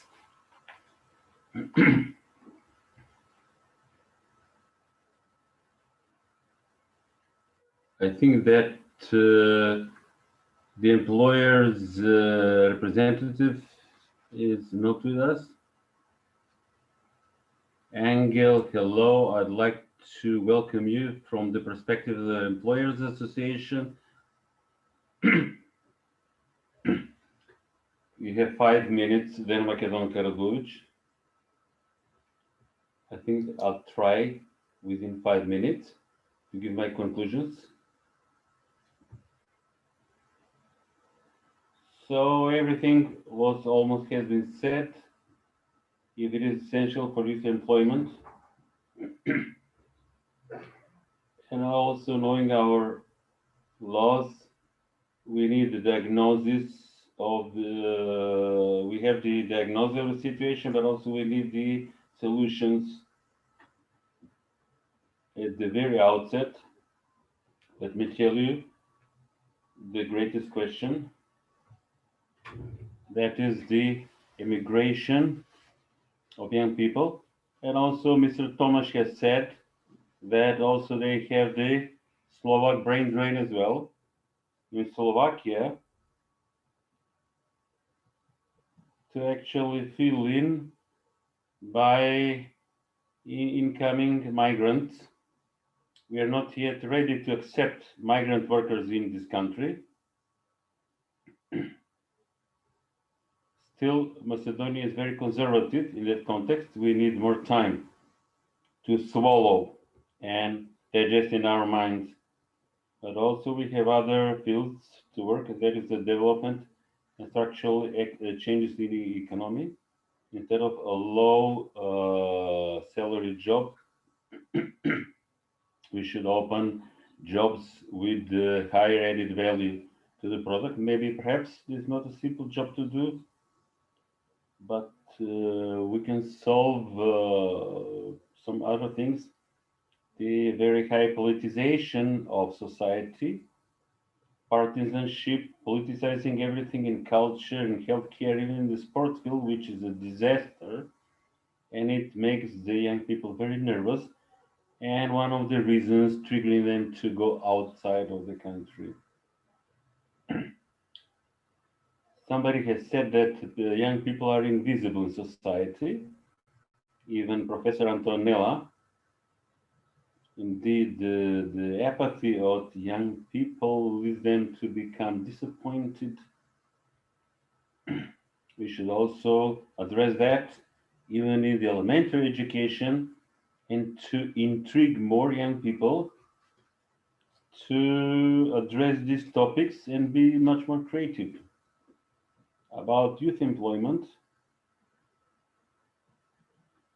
from the labor minister, from the labor ministry representatives, Gabriela, we also noted very well, we do not offer something different than other countries offer. The youth guarantee program and the internship of young people. But it's interesting why young people are not are so much informed about it, and why they are not motivated to access and enter the internet page of the National Employment Agency. Indeed, these people, young people, are almost every day on the internet and the internet social networks, but it seems that they lack some interest. Maybe we need to make a campaign to raise the awareness. I'd like to cite the very good example of the technological park of Gogo Rafailovsky. If we actually what is offered by the Labor Ministry and the National Employment Agency and the startup measures, and I think that the Labor Ministry is offering only 30% of what is offered by the Technological Park at the Southeast Europe University in Tetovo, not only about business startup ideas and those 5,000 euros. Maybe they think it's enough, but I said it's a very small amount of money.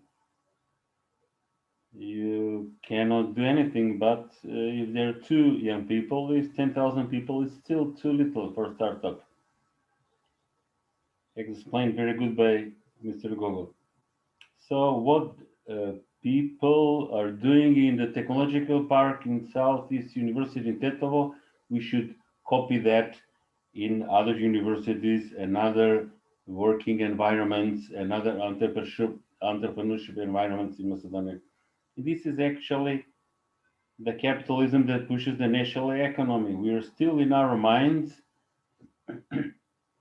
just leaving the former socialist system 30 years ago and waiting everything for the state and government to do us for us. And it is a disaster for the development of the youth and the entire state. About the discrimination, we know that political discrimination, we know that.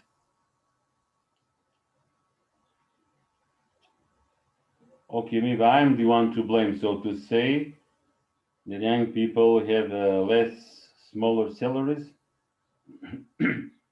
but actually for 1 year of service, his or her salary can be raised only 0.5%, not even 1%. Whether that is discrimination or not, I don't know. But we started from the idea that those with have longer years of service to be awarded. But some newly employed young persons can actually think that they're being discriminated. So also undeclared workers, Sometimes there is abuse and misuse by employers not to pay contributions and taxes. And also, we should see this not all SMEs, but also family micro companies should be also encouraged. We should not only have the stick, but also to show the carrot and offer the carrot. Now, as regards to why young people lack experience, lack training, they're in a way discriminated when applying for the first job. Employers are very practical. They will always try in the employment area to find some already trained person with acquired skills. While a young person must be educated, must be trained. If we have some knowing the flaws and the mistakes of our education, where we lack practical knowledge and practical experience in our education system, that's why I proposed several recommendations in this in order to have better equilibrium of supply and demand on the labor market. We need a better system for acquiring skills and improving also the career guidance, high quality career guidance in the key years of young people, and also youth entrepreneurship. And I think Mr. Tomasz also mentioned that in context of Slovakia, practical knowledge in context of entrepreneurship should be actually not only starting from the elementary education, but also later as well. The readiness to accept risk. You cannot go forward unless you are ready to accept risk. Be entrepreneur.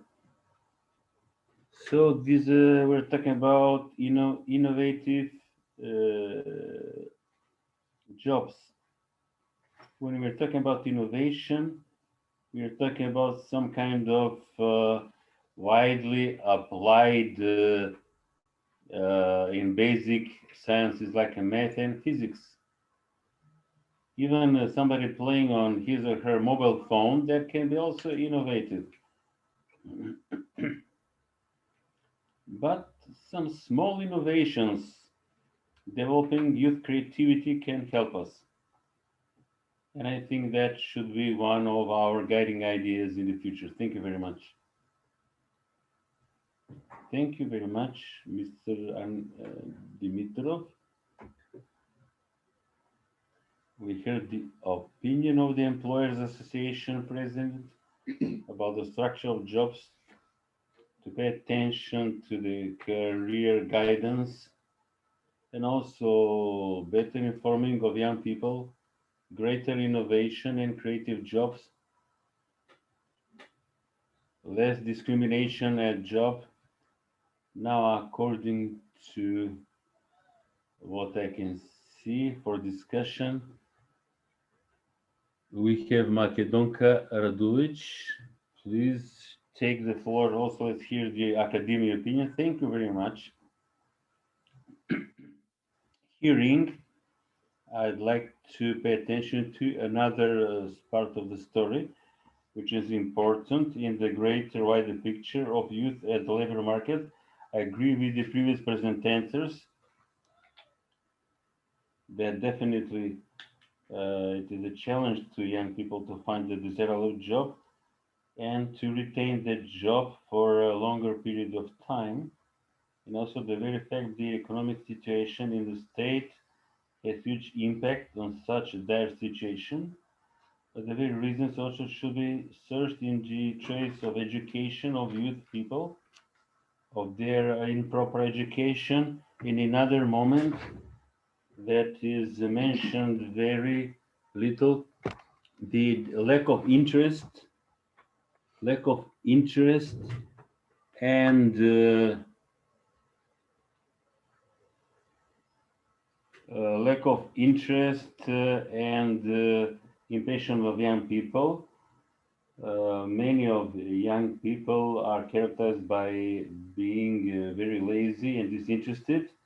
In the context of that, I'd like to say made by research of American study that already for 47 years investigates young people. It says that today's young people are actually considered the best of any generation. They have a very high esteem of themselves and they have a high cherishing themselves since 1960s. We're talking about America. And all students are much more narcissoid than the previous generations. This study and similar studies that I had the opportunity to read that in the last 40 years, there is a higher number of university students that think of themselves as the most talented one, both of academia skills and also employment skills. And when they were tested, they showed a very small knowledge, even poor knowledge, and also indeed it shows that the present university students study very little.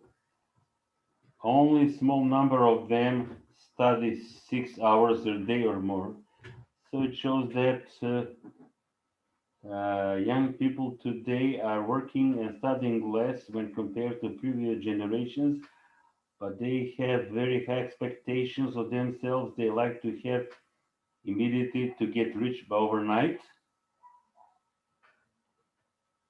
This is so-called inflation of personal ambitions, but they're actually accompanied by unrealistic expectations. Then they have huge disappointment accompanied by youth apathy. Experts think that also depression and anxiety of young people is the impact of their desire to get rich overnight. And the very study that I mentioned says that most probably these young people, when they get more mature in their middle years, they will get very depressive. Now, if we think what is the reason for this, I think that there's the impact of the parents and how they actually educate and raise their children. Before that, there was the autocratic traditional type of raising children, where the voice of the children is not heard, and parents represent entire masters of the raising their children. Now is the vice versa. Now it seems that presently now the parents support and so to say slaves of their children, maybe they're the lazy children, so to say. And these days so-called permissive manner of raising children. You know that helicopter parents, most of the parents are that parents doing everything for their children just for their children to be happy, thinking that their children are the best in the world. This is the extreme version. Of course, it's full of love and full of parental care, but unfortunately, actually makes the children when they grown up to be completely dependent still on their old parents, to be unable to be economical independent, with people that have very high opinion of themselves, but that's actually outside of reality. And still we have the very fact that adult former children still live with their parents. And actually they prolong getting married and still live with their old parents. So we have that, the return of a tendency with adult children living with their very old parents. That's the impact of the too much protective attitude of their parents. In our country, 80%, according to the Eurostat, live with their parents in the same household, even after when they become of age. That's a very great percentage. Of course, that's because of the living standard, which is low salaries, high prices. But young people in our country and in Europe young people say that living with their own parents is the easiest way of getting out. And also, parents say it is the most practical, the most sure, the most safe is living with our grown-up children. Of course, you've heard the term, oh, these are our children, just leave them to finish their university, to get on their own feet. That's not so good attitude of raising children. We should have in our mind the wider picture. That's why we have the situation when a child remains to live and be financed by his own parents, even when getting adult and when getting married with his wife and children, still living in the same household with his or her parents. And just waiting in vain, most probably, to get some job, government job, a civil servant. Even 45% of young people like to work as civil servant. But if I take my personal analysis with the student of Faculty of Philosophy, it is not that. It is 90%. Sorry to intervene. I'd like to remind you as a moderator, keep 5 minutes. For heaven's sake, 5 minutes. Do not prolong. And also the choice of education. It's again, it's the parents to blame. Somebody has said, yes, indeed. Indeed, parents would like to have at any cost to have super excellent, genius children. Some of their children don't have the capacity to be university graduate, and it seems that the secondary vocational training and education is maybe underrated. We have high school graduates and university graduates that do not know anything. But for the sake of time, I will go to the recommendations, which will already raised. We need the further education of the parents to better have comprehension of the parental style of raising their children. There's the wider picture through the media, through the education of parents as well. And also we need to make the youth, young people acquire better living skills, and also obligatory job practice. In the relevant laws, it was cancelled as obligatory one. And also career guidance, vocational guidance, both in the finishing years of the elementary school and also of the entire years of the secondary vocational school. And the last but not the least, if we want independent children, we need measures to make these future adults to be financially, ultimately independent, to solve the problems of the university students We know that young people are very poorly informed. Thank you very much, but keep for the sake of time, just 5 minutes. Thank you very much. Now let's talk about the sociological approach. And I would like to invite Slobodan Trendofilov. You may take the floor, and please keep be aware of your 5 minutes time. Thank you very much. Let me try turn on the camera.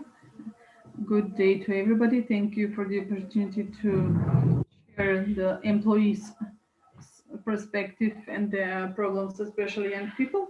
And I would like to say that what we have concluded is that young people need nothing else but a secure job and a good salary. And in the past period, we have had a great indicator why young people are dissatisfied and why they leave the country. And we found the reason for that. So we can continue to live in this country, but with a good salary and secure job position. I say this because there are some data around 80,000 employees have received protection by the trade union, and most of the people who have time limited job contracts, they did receive, but some of them didn't have their job contracts extended. And at the very beginning of the pandemic, we alarmed about this problem, and especially in tourism and hospitality services, and also in the construction business. And we were supposed to take care about young people and how to keep them in our country. So these young people who made it in the pandemic and changed their qualifications, gained new qualifications during the pandemic. Those who became programmers for a short time, they will remain in this country, and we are happy for that, and I hope that other people will follow them.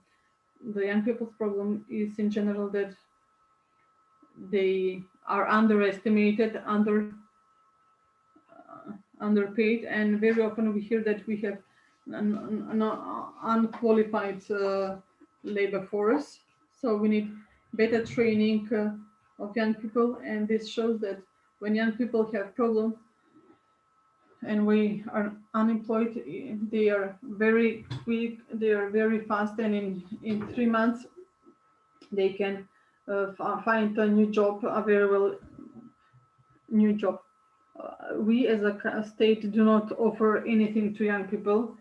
Unfortunately, young people face job contracts with up to 1 month, as opposed to unlimited job contracts, and that's a serious problem of young people. On the other hand, productivity, according to our data, there are no productive and unproductive people, especially young people who are very energetic. We have concluded that there are only motivated, paid, and unmotivated, underpaid employees. So if you pay young people well, they will work very well.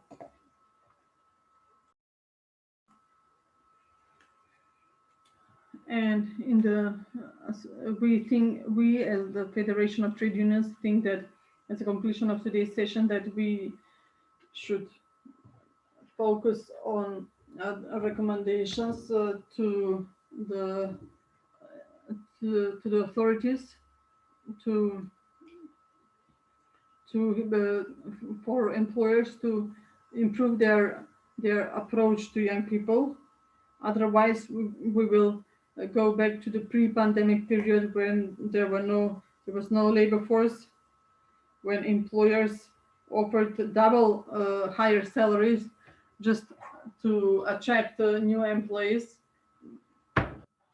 And we hope that by now we will conclude and recommend the Ministry of Labor the sooner they can to create better opportunities for all young people. That is, we recommend that the job contract should be minimum 1 year.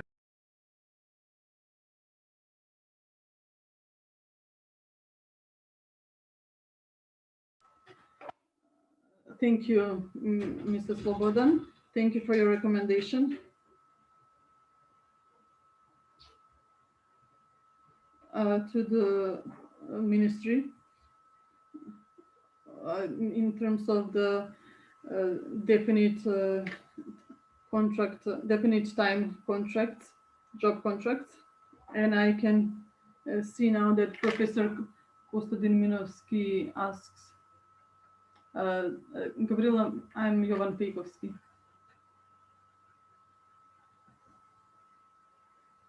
Yes. Yes. Okay, I'm sorry, Professor. I can't hear you well. I'm sorry, Mr. Pejkovsky, you may have the floor.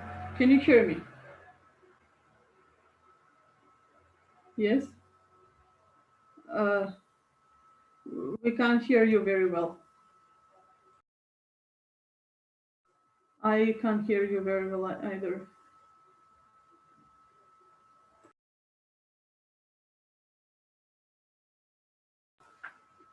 Can you hear me better?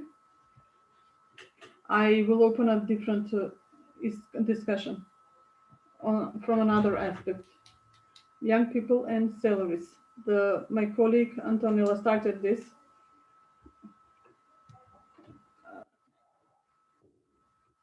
For the research that was presented, my colleague Makedonka highlighted that young people prefer living with their parents. I think that the main reason for that is the salary. Is there a solution? How the small salary to increase the small salary? The salary system is so here we have state salaries and private sector salaries. In private sector, 1 or 2% are high, very well paid, and that's 1 to 2% of the employees. All the other people, I have 400 or 500 euro salary. That's why people go to live abroad. It is evident that we need a new social job employment contract. Living with parents at 30 years of age means that getting married later, decrease of nativity. If there is no collective social job contract, will create inequality. This inequality, sense of inequality, makes young people move out of the country.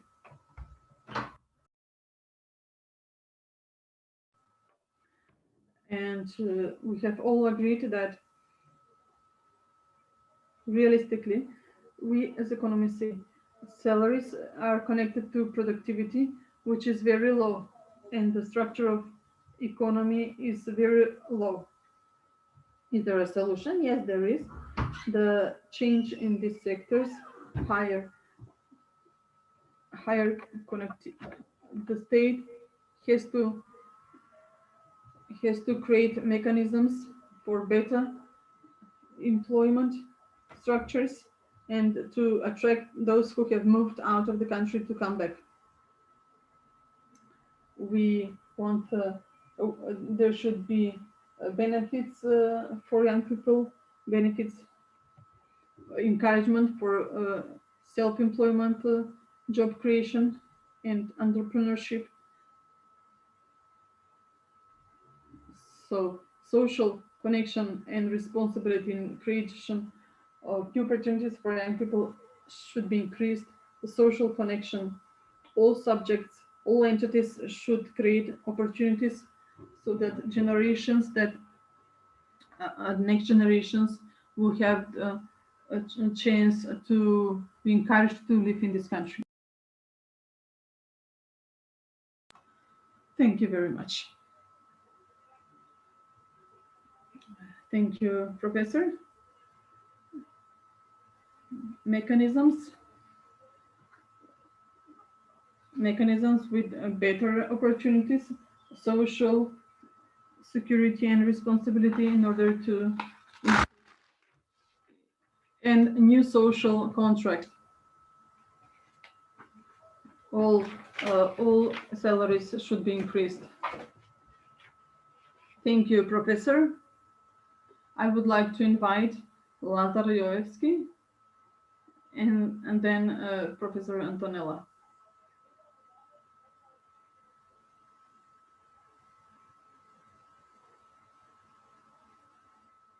Yes, but it's lost, as I can see here. Professor Kostadin, I cannot see here. I'm sorry, Professor. Yes, you're here. Thank you. I'm sorry, Professor Konstantin. I'm sorry. It's okay. I will not.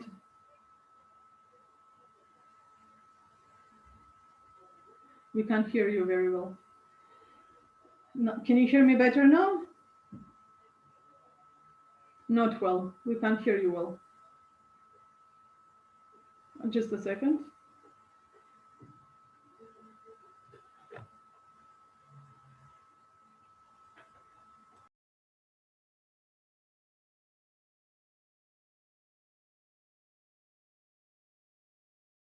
Can you hear me now? Yes, it's better. Okay. So I would like to say I will not give recommendations. I would just like to say that maybe we should be more practical in our recommendations so that they're not just wishful thinking, but something that can really be implemented. Immigration, can we stop it? No, we can't. It's a trend in terms of the, it's a trend in terms of mobility, of lifestyle in countries which are which have much higher absorption capacity. That's a problem in very developed countries, not only in medium or undeveloped countries as we are. Can we adopt our education to our labor market? If we have in mind our labor market, we should close schools totally in our country, because what our labor market can support in only vocational schools, so we should only have vocational schools. I don't know if we can talk about vocationally qualified labor force. So education should open new perspectives, no matter if they are technical, social, or medical, or other business sectors. They open new perspectives with young people, how to solve problems. We employ highly educated people at positions where we actually need people with secondary education. So there is no common sense here. The state is the greatest employer in our country, directly or indirectly, not only as administration, but through all those 10 public procurements, which are very popular. And because indirectly through those capital projects, major projects, everybody wants to cooperate with the state, because the state is the greatest employer. Hence, therefore, the problem of the influence of the political parties. Also, I don't think that young people are lazy. The research that they have conducted, it is a sign of insecurity and inability to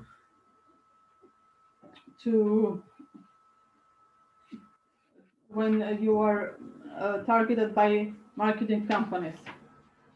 That's lifestyle that hardly ever can accomplish. We have talked about this in terms of highly developed countries, and we have the same here. What Makedonka mentioned with instant employment, their desires to become general managers and CEOs right away after graduation. So this is actually change of focus of marketing towards young people, children. Their parents think that, and the children think that their wishes cannot be fulfilled by their parents. So it is connected with another process of not allowing young people to mature, to grow up. So when they say a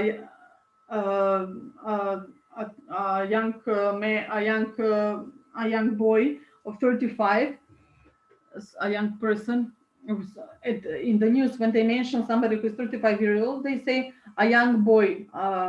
No, 35, you're not a young boy. You're at the peak of your career. So in our country, we want instant solutions and instant accomplishments.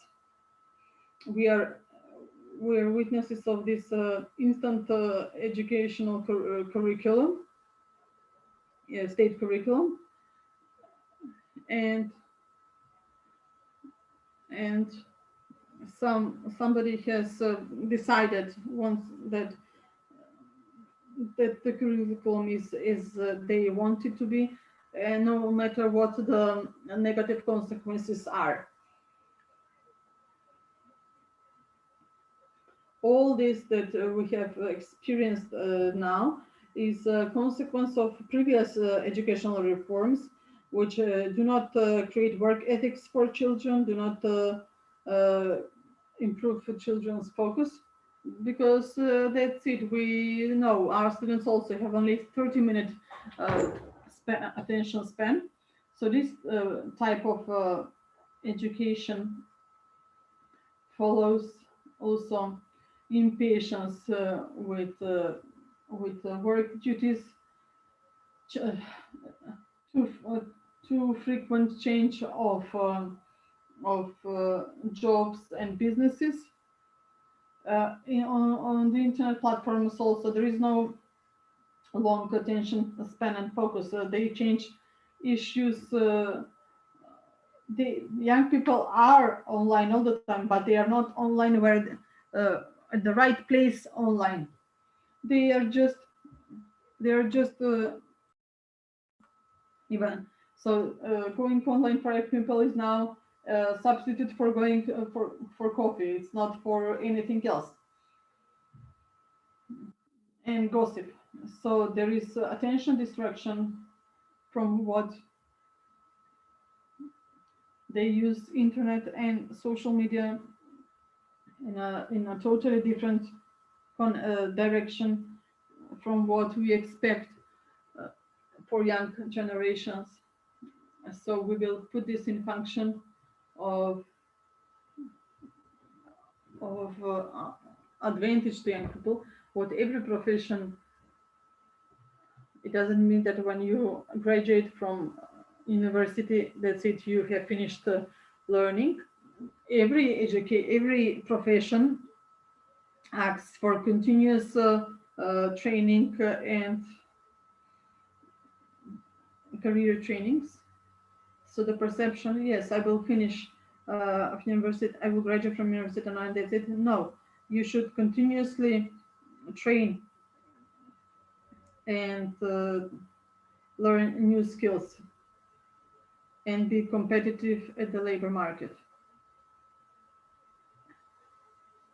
If we want to succeed, we need to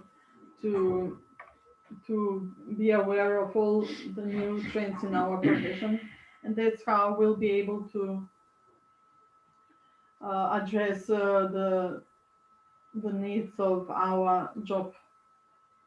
And what we lack is bank support for the business sector. We saw the example of the tech park. We have seen the example of the tech park, but I don't know of any bank. I haven't heard of a bank that has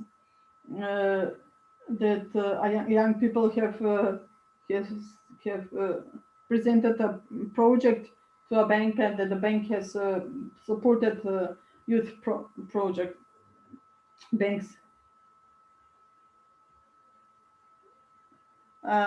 So banks here are actually just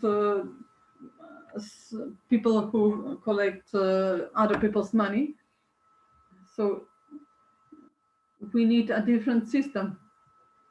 Banks have to change their concept of just collecting people's money. And thank you very much. Thank you.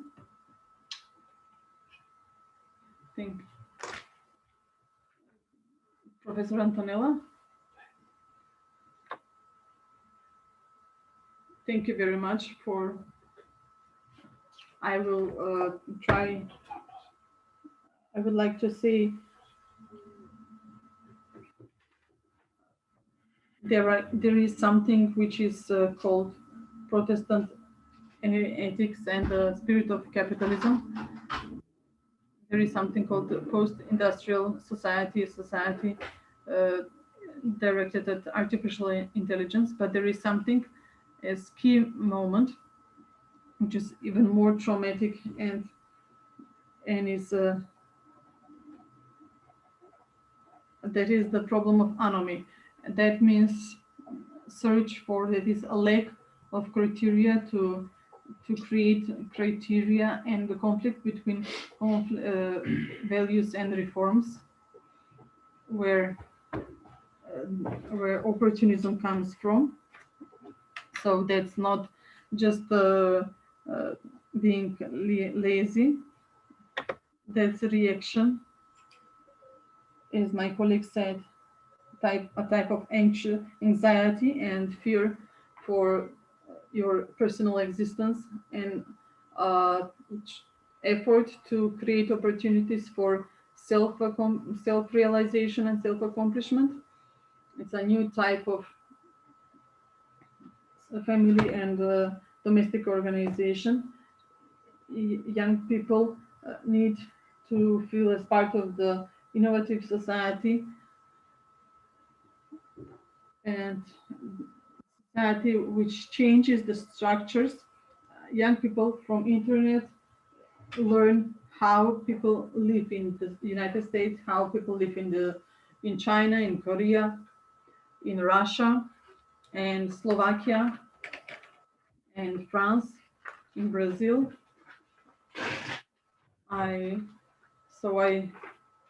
It doesn't mean that they should. So they find common traumatic places and turn what is today's ideology, individuality as creativity, and not the private sector, not as alienation, but as quest for emotional support to include in the hostile world. The labor market is very brutal, the brutal competition, not a competition to which will bring higher quality of living, but besides the technical parts, there should be also this future concept. And when you read some empirical data, you should be inventive to compare them with other research and to integrate them in that sense. So we can't be just neoconservative and also postmodern. We cannot blame the private sector because children and parents are burdened with a traumatic and necrophilic situation offered by contemporary civilization. Thank you very much.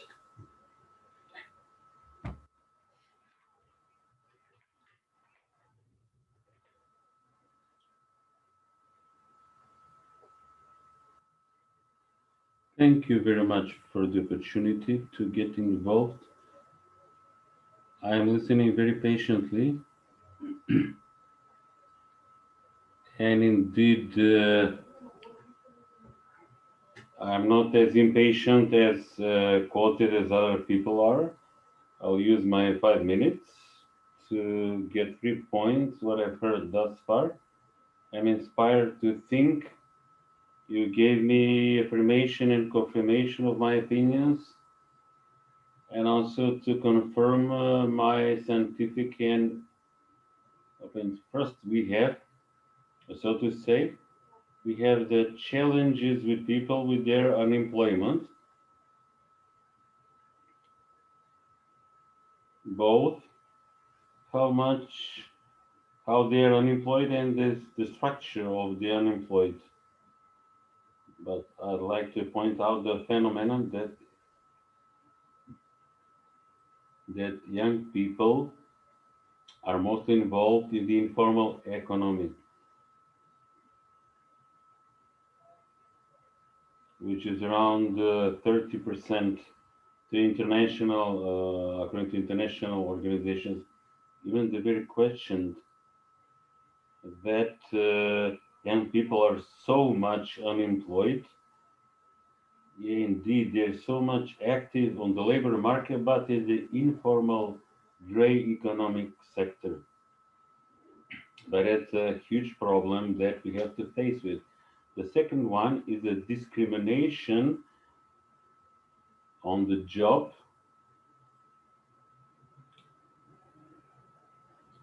But I was inspired to share about 17 to 20%. There is age discrimination.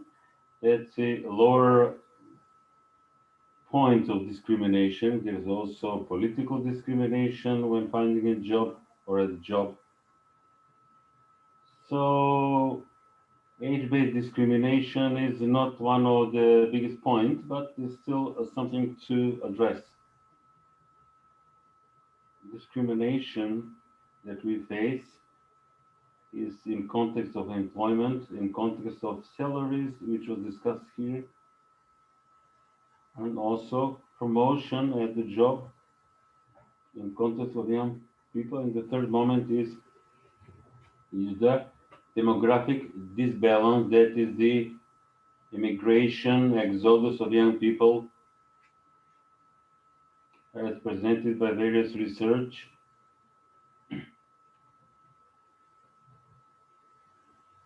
Well, we talk, more than 50% of young people like to get out of the country. And this is the third problem that we have to face. According to me, of all of this, there should be something from theory that is actually we should act, we should make deeds. Also mentioned by colleague Pekovsky, maybe some new social contract, we can say it new labor contract. And it's not about the wages and salaries. You know, are we for capitalism? Are we for socialism? Are we going to return to the opinions of the Jean-Jacques Rousseau during the French Revolution? Okay, anyway, what we should do for everything what we heard here, we actually, for many years and even for decades, we are conducting wrong policies about youth. And indeed, I agree with Professor Konstantin Minovsky. So those aged until 29, the salary and its amount is not the biggest problem. Actually, the biggest problem is the professional development. How a young person feels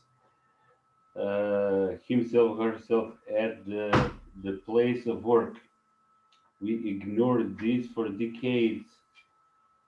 And we think that if we give somebody a loan, a 5,000, 10,000 for a startup company, that indeed maybe we are copying the American dream, like a homeless person was given, I don't know what, $1,000 and he or she became a billionaire. It's not possible in Macedonia. Our approach to young people, not only context of the labor market, but all the moments we mentioned here. What I'd like to propose here, we have gathered here from all, coming from all different environments in society. We must actually think about active policies to try to return all people that have even young, old, gone abroad, to try to make them return to Macedonia, maybe through fiscal measures, through less taxes. Macedonia can go forward with wise people, with intelligent people. We should retain that, we should keep that, and not export wise and intelligent people. Thank you very much. This problem of unemployment was opened also from sociological aspect. It's not economic one. Also, it's sociological and psychological. Now I give floor to Slavica Kuzmanovska and to have the concluding remarks of the coordinator of the National Convention. Thank you very much. I think our connection is good. Can you hear me good? I was very short, so I'd like to point a few things. I think that the discussion has went on another track.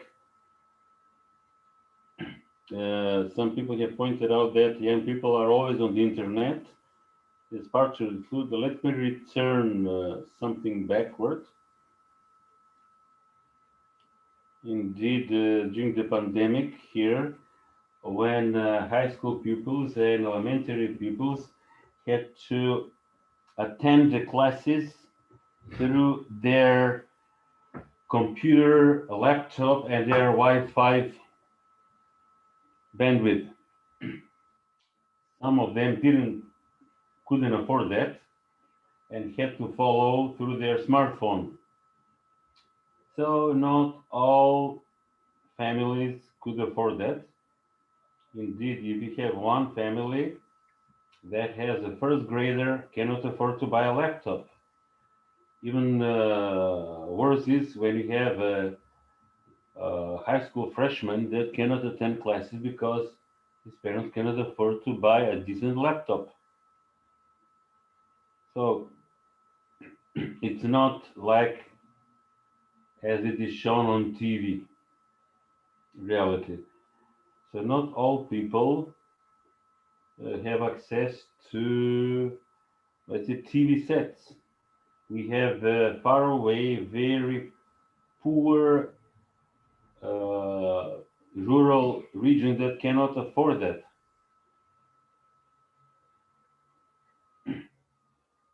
So sometimes even the mental level, the mindset of the parent sometimes is not towards that grown-up child should start a startup, especially not in the urban environment, let alone those people living in the poor regional areas. So there is huge development disparity in the regions, and you cannot propose one measure for this region and another for another region.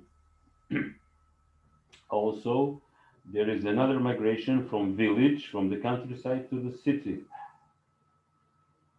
So why not actually make modern farmers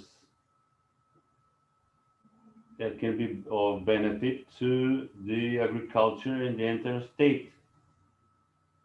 So why we should make the young people see the greater picture? It's not just the point, we have university graduates that will create some kind of creative startups or trying to invent the wheel, so to say.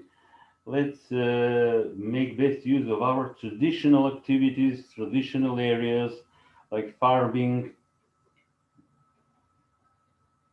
and let's try to make young creative people go back to the village, and not in the sense of them to make them by force farmers, but to allow them by various financial measures to be creative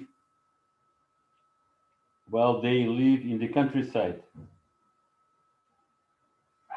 About the women discrimination, I think that only Professor Makedonka was speaking well.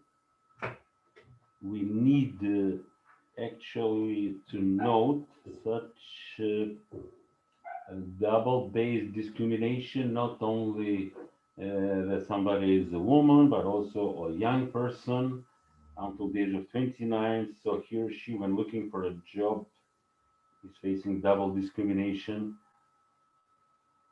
So not to avoid the situation during the COVID pandemic, whether working mothers should make the final ultimate choice whether they would work and keep their job or stay home, and because the kindergartens were closed because of the pandemic, they should be forced to keep their small babies and small infants, small children.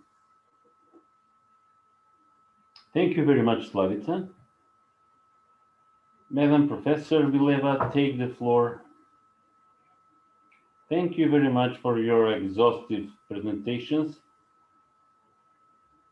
I wouldn't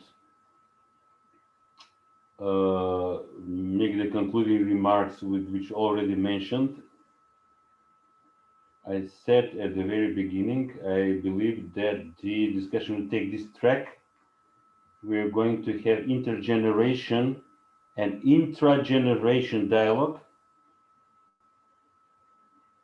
Now, I'd like to ask you, with everything what has been presented here, I'd like to ask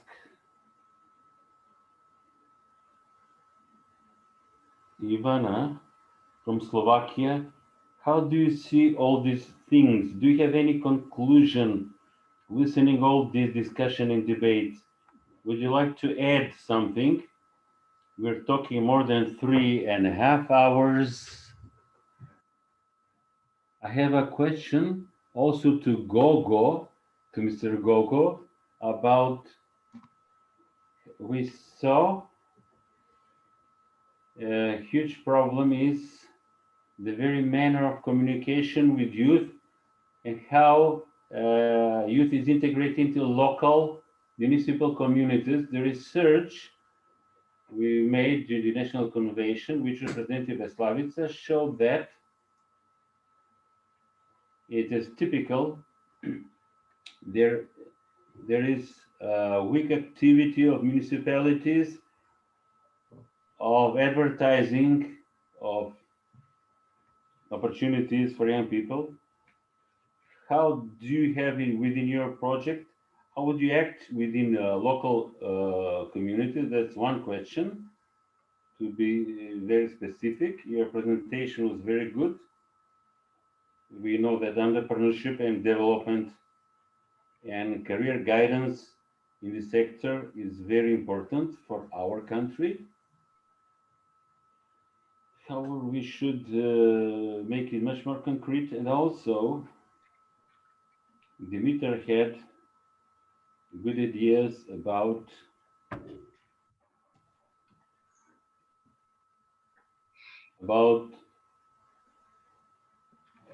further youth activism and also triggers the mobility within the labor market. We can see that in our research, it showed, I don't know, about 18% were active youth members in NGOs. The other are very passive and they are not socially integrated. In the integral text, we pointed out to the fact that it is very urgent to develop in social forms of inclusion. They can have working character. I'm not talking about work campaigns from the socialist period, work initiative. Maybe like kibbutz, like in Israel. No, we're not talking about the Israel kibbutz community. I think that young people lack their further socializing and their integration into society. In France, there is an association that organizes summer working camps, not only for youth and also for their parents. Everybody can take a part. Grandparents, parents, their small children. I haven't seen something like that in our country. Just cite it to me. These are just intriguing questions, but we would like also very briefly, to present the Slovakian situation. Please take the floor. Thank you. Just technically. Okay, so thank you again.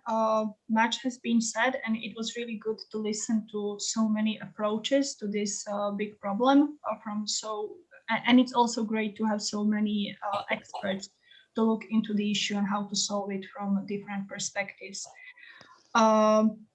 What came to my mind is that basically mostly during Gogo's presentation is that you have loads of potential in your country, loads of young people who can come up with innovations. And in my experience, young people do have this creativity within themselves. So what they lack is usually motivation from outside to believe in themselves, to believe that they can be part of the change. And that is then related to social issues of the society, so that young people can believe that they can be part of that change in the society. Also, when we talk about brain drain from regions, another issue is that it can work both ways. Startups and agriculture, in my mind, are not something that goes opposite, but something that can work really well together. When we catch up with technologies and try to build the technologies in how we do agriculture and craftsmanship and other issues as well. I also believe, and this has proven true in my experience, that we can grow innovation for our society and also find solutions for different issues in our communities through young people, through supporting entrepreneurial thinking in young people already at a secondary education.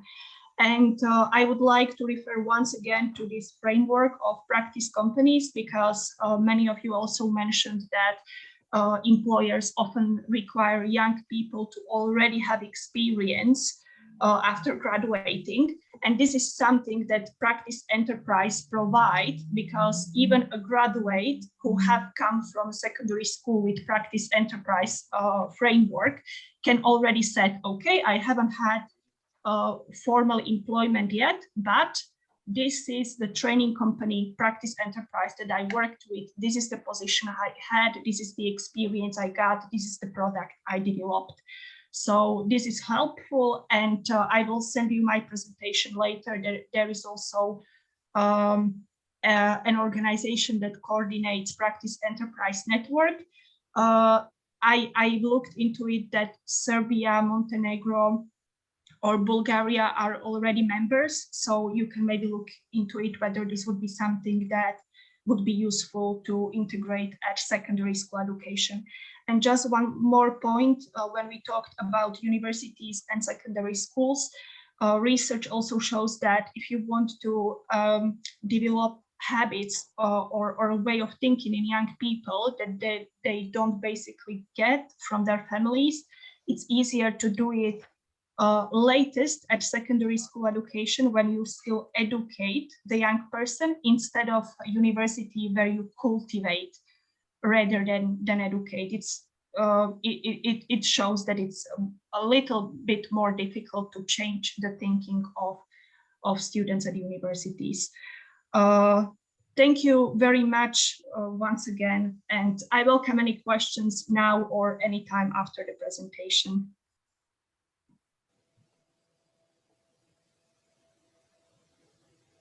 Google, дали ќе сакате вие? Да. Ed, thank you for giving me this mostly out of Skopje, when we say in other areas of our country. So I would like to answer other questions in the discussion. I must say that I agree with some of them, and with some of them I don't agree at all. And that's okay, let's talk. How do we communicate with young people? Mostly we communicate with them the way that they communicate, through via social media, instantly and shortly. They don't watch TV, they don't listen to the radio. So our target group communicates only via social media. That's how we'll communicate with them. Our example: do we need do young people need internship? Yes. Do they need internship as we know? No. So internship is not come to my company, so you'll run some small errands and that's internship. Internship means active inclusion, maybe working from the distance, or maybe allow young people to work on a project that is maybe not important for the company, for us as a company, but it is important for them. In our campus, we rotate with internships. There is a roster list and a waiting list for intern candidates who is paid. So you'll work 4 hours a day, and you will receive money for that, for your work, and that is what gives a result. Another thing is the career center. We have career centers in 2002. And that career center this year measured that 70% of all people who have graduated at our university find a job in the within 1 year. In IT sector, that is 90%. So we have high level of employment. How do we do it?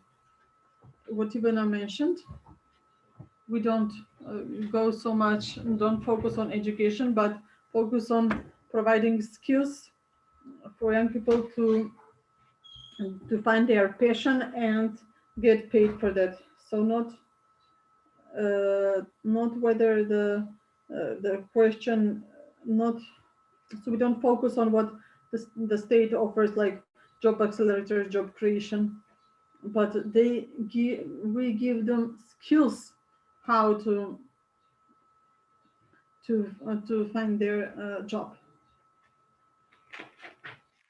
What I would like to highlight is that we prepare young people to be the main actors of social change. We can't make them be the same as us, as our parents. We have to teach them to learn how to use social media, how to use smartphones. They will work and make money from the phone, from the smartphones. You can't say that yes, now you should work in agriculture, but here you are a tractor, 50-year-old tractor. You mentioned the example of Israel. So they have a fab lab, a robotics fab lab. So children, primary school children or high school children, for the summer vacation, create robots. And the only rule in that fab lab robotics is that adults are not allowed to help them. Israel, even though they are in war for 70 years, they are focused on progress and to all people, the whole population. So we accept. I think that self-employment, the concept of self-employment is wrong. It should be potential for development. So we don't self-employ people, but we give people perspective to get employed. So we are not in the industry of creating startups. We are in the industry of creating entrepreneurs. If we give you the skills to become entrepreneur, you will become an entrepreneur.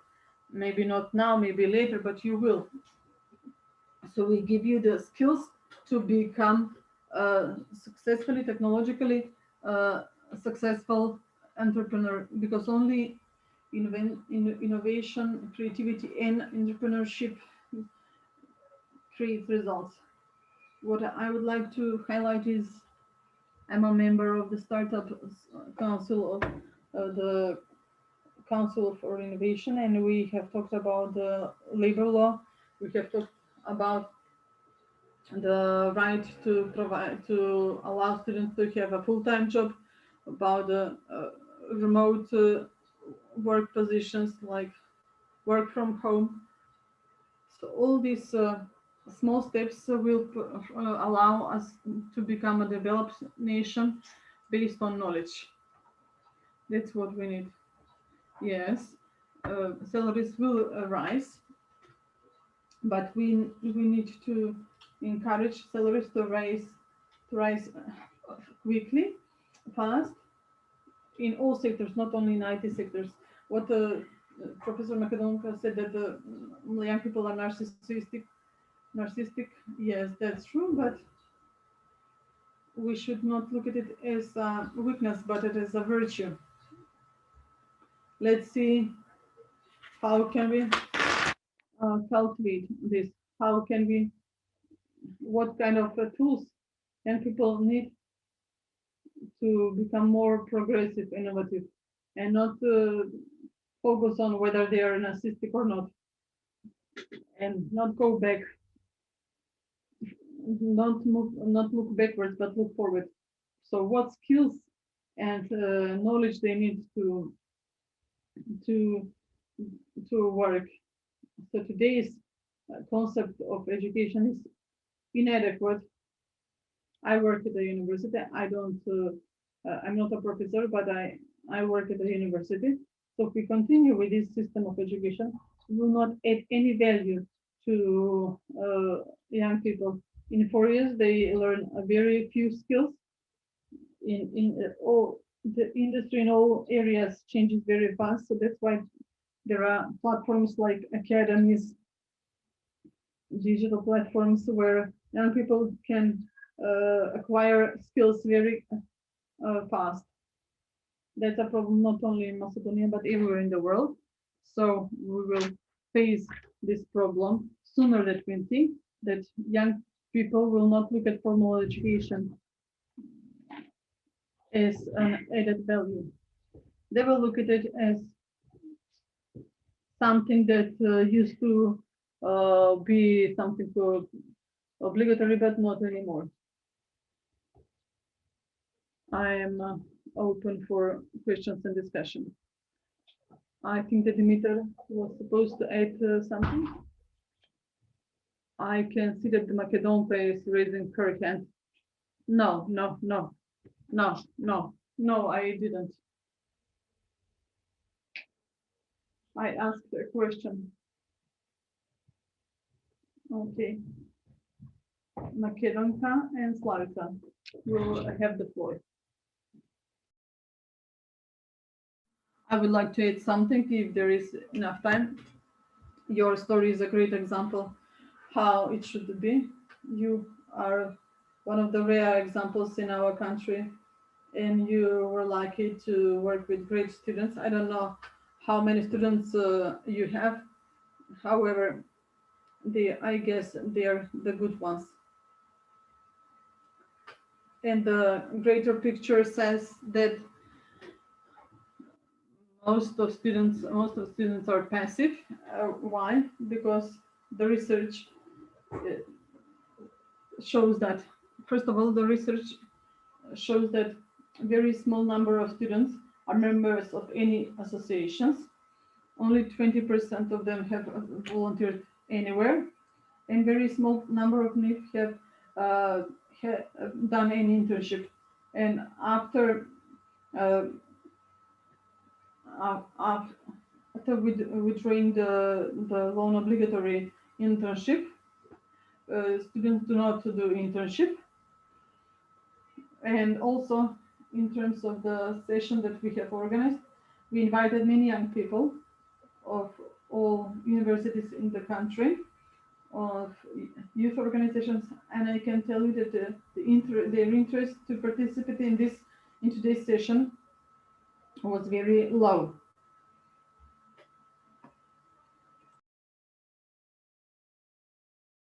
So we have to have this in mind when we analyze. So young people come totally unprepared about what their desires are. They come and they say when they come to the Faculty of Philosophy and they say, I want to enroll here, and I ask them what department of the philosophy faculty, and they say I don't know. So they haven't even opened the website page to look at the choice of departments of the Faculty of Philosophy they have. And the student, the future student, doesn't know what to choose. The future student asks their parent which department should they enroll, and the parent answers whichever you want. So everybody can study these days today, and they go to university just to have a diploma, but actually they don't study, they don't learn anything. This is the current trend, which of today's society, that everybody should have a diploma, and lack of reality and sense for what you can, what is your capacity. That's why we need to select. We need to do selection. Where only 20% we can compare Sweden with our country, where only 20% of high school students go on to university, and those 20% who go on to university are ready and prepared that they will put great effort in their university studies, and the other 80% are happy with working something that is related to their high secondary education. So I believe that everybody can be motivated in a certain way, but the trend that everybody goes to university today is wrong. So how can we do this? How can we change this? How can we prevent the state to accept and to have so many university students? How can we address the state regarding this issue? Yes, we should introduce. Yes, we should introduce career counselors. I think that career counselors should be employed in all high schools. And as far as I know, only the private high school, Nova, has career counselors employed in their school. In no other high school there is a career counselor employed. And also I think that career counseling should start from primary school, and that the state should employ career counselors since primary school, which will help children decide by themselves whether they want to go to university or not, and whether they have honest desire. There are teams in primary schools who have psychologists and social workers and sociologists. No, there aren't much in primary schools. So maybe the recommendation should be this, in that direction, that we used to have centers for career counseling. So the recommendation should be as follows: that these teams of psychologists and sociologists in schools, in primary and secondary schools, should take the role of career counselors.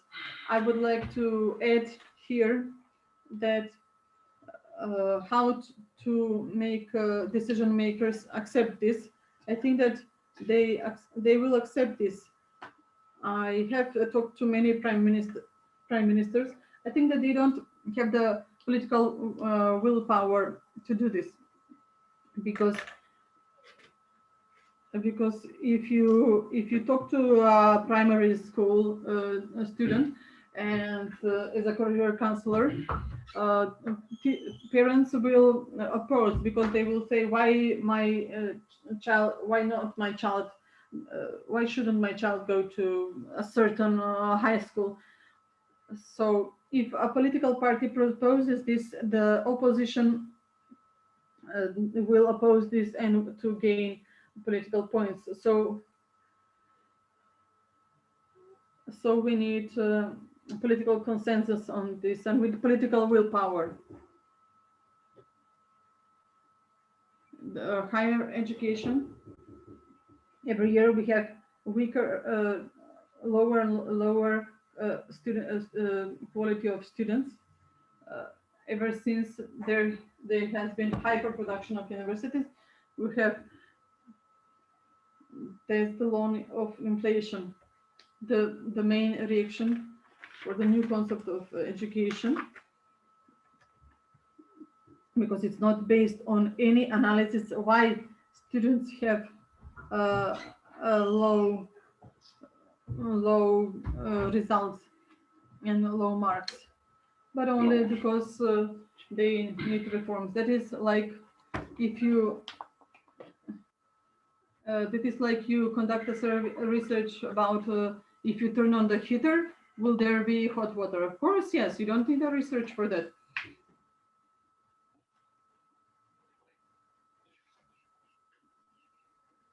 So that's why we are um, unable, and we don't know how to direct people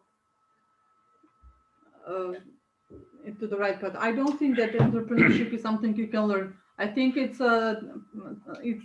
innate. I think it's a character. You cannot teach somebody entrepreneurship. You need to create conditions and environment for people to be entrepreneurs. So you can't teach somebody to be entrepreneur. You need to create conditions for those who were born to be entrepreneurs, who have that character to undertake their entrepreneurial ideas. In Eastern countries, developed based on copying, imitating. So China, from an entity that copied, now has become the world leader. So we need to adopt to our environment. Everybody should be satisfied. You cannot satisfy everybody. Capitalism says, I'm satisfied, you're less satisfied. At level, regional level, state level, whatever you do, there's the classification.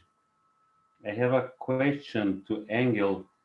We can see that Engel is very active. How to solve? Is there manners how to solve this over dominance by politics and political parties, especially in context of political discrimination? Madam Professor, this is some kind of TV show of our desires and wishes. It's very difficult to make it. Maybe we can reduce the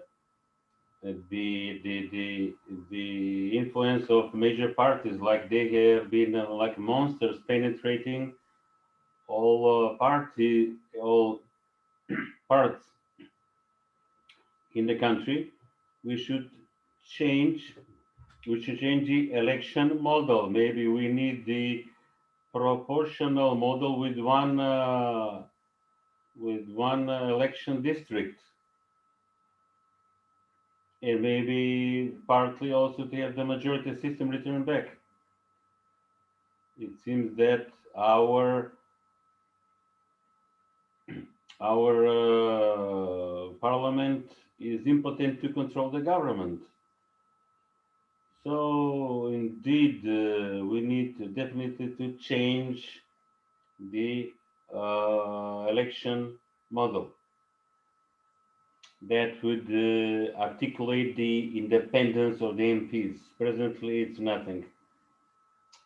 Yes, it's everybody's desire. Maybe we should introduce a presidential system like in Russia or in the United States of America. Okay, people, let's finish up Slavica maybe. I think that Mr. Rafailovsky didn't understand me. It's not actually not to send back people to primitivism. Actually, our traditional activities that are traditional one, we should digitize them with high-tech, state-of-the-art machines, whether they're farmers, whatever it is. I'm not actually returning back to the Stone Age or Middle Age. I think we agree on that. Now, how to make the influence of political parties less. Also, we need political will to make the major parties their hands off the major businesses in the country. And one more thing I just wanted. And also sometimes parents have sick ambitions through their children. 13 years ago, I was an elementary school teacher. I had the huge pressure with dissatisfied parents.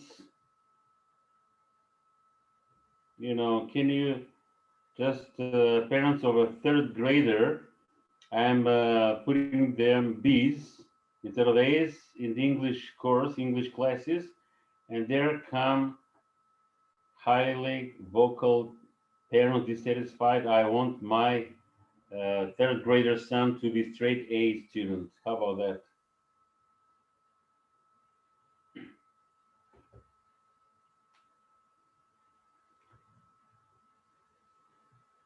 First of all, I'm honored to take part here. We have some problem with her connection. I can hear her voice in order to translate.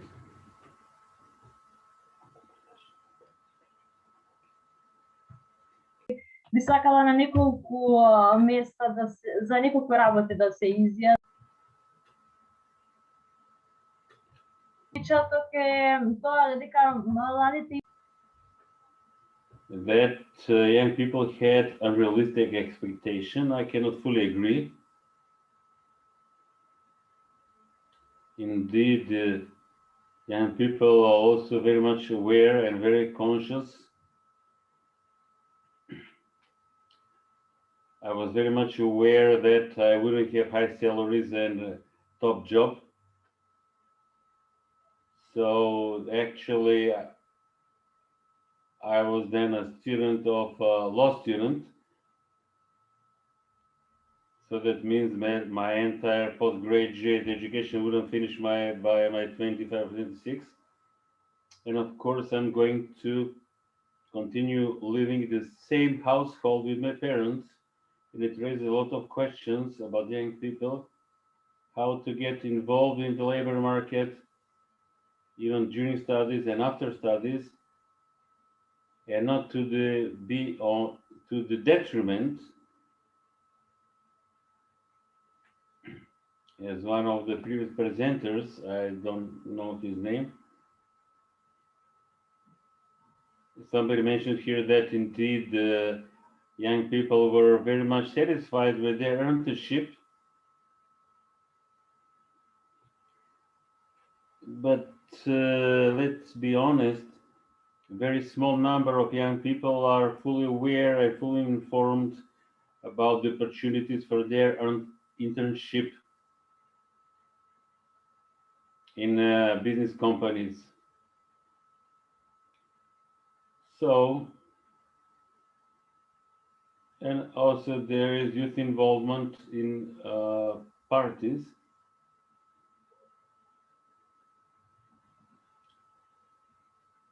So we have many students. We have too many people studying at the universities.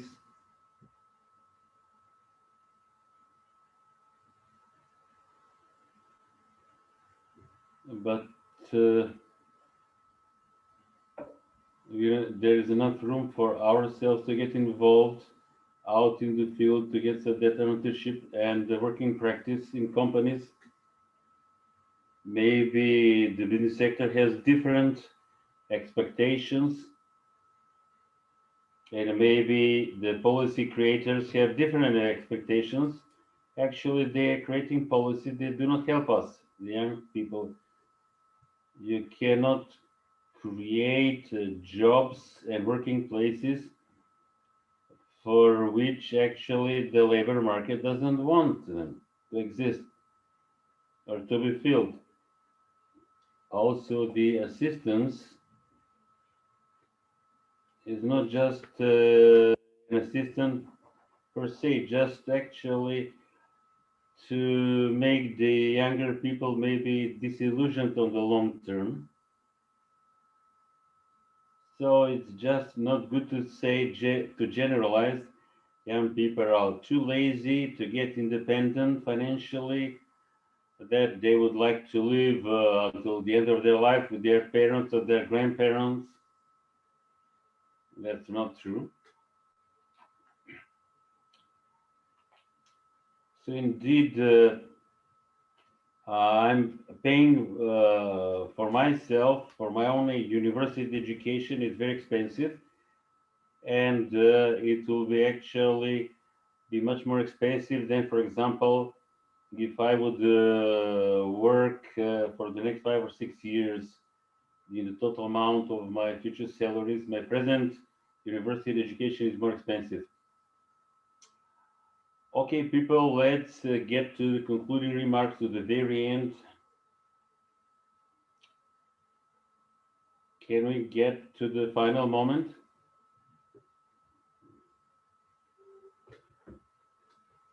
It's high time we like to get finished. Nobody has raised his or her hand. I'll give the floor to Gabriela, being the co-chair.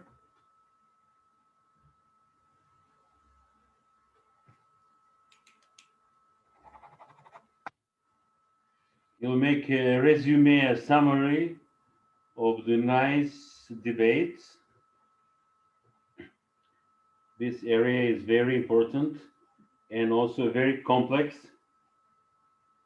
As in the abstract we mentioned, so all things are interconnected. We cannot single out one thing which is not connected to education and another thing which is not connected to the youth and their employment. If we want to mention things, we should mention them in the greater picture. Changes in one area would trigger changes in another area. We also should change ourselves as characters, as individuals.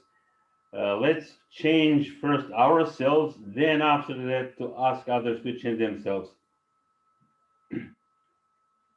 As Professor Konstantin would say, let's get mature even by the age of 60, you know. That's a personal thing, that's a personal position, that's personal dimension. I really would like to have that. So let's continue.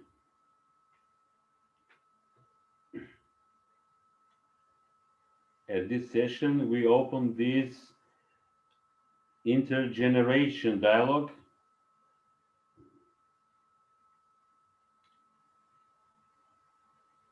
There were members belonging to all generations. Maybe the older generations are used to talk a little bit longer than we have to. Each generation has its own characteristics, its own features. So we should allow every coming generation to express themselves as much as possible. This is so much from me. We remain in contact within chapter 19, but not only chapter 19, but also the National Convention decides with this cycle to dedicate much more to youth, to get them involved in all aspects of social life, not only employment, about the environment, and also the appropriate chapter with the judiciary, fundamental human rights. So the problems are interrelated, and also we'd like to see the inclusion of young people in the agriculture as well. Why not? That's a topic of another working group, but we shouldn't neglect the fact is a great portion of the Macedonian present population lives in the countryside. Thank you, Madam Professor. I'd like to express our gratitude to all the participants of this very interesting session, intergeneration dialogue, which triggers a lot of ideas, which I hope that will be included in the recommendations, which will serve as further creation of the policy about youth and their employment ultimately. Thank you very much again. Hereby we close this session and see you in some other occasion, some other session. Greetings and sign off to everyone.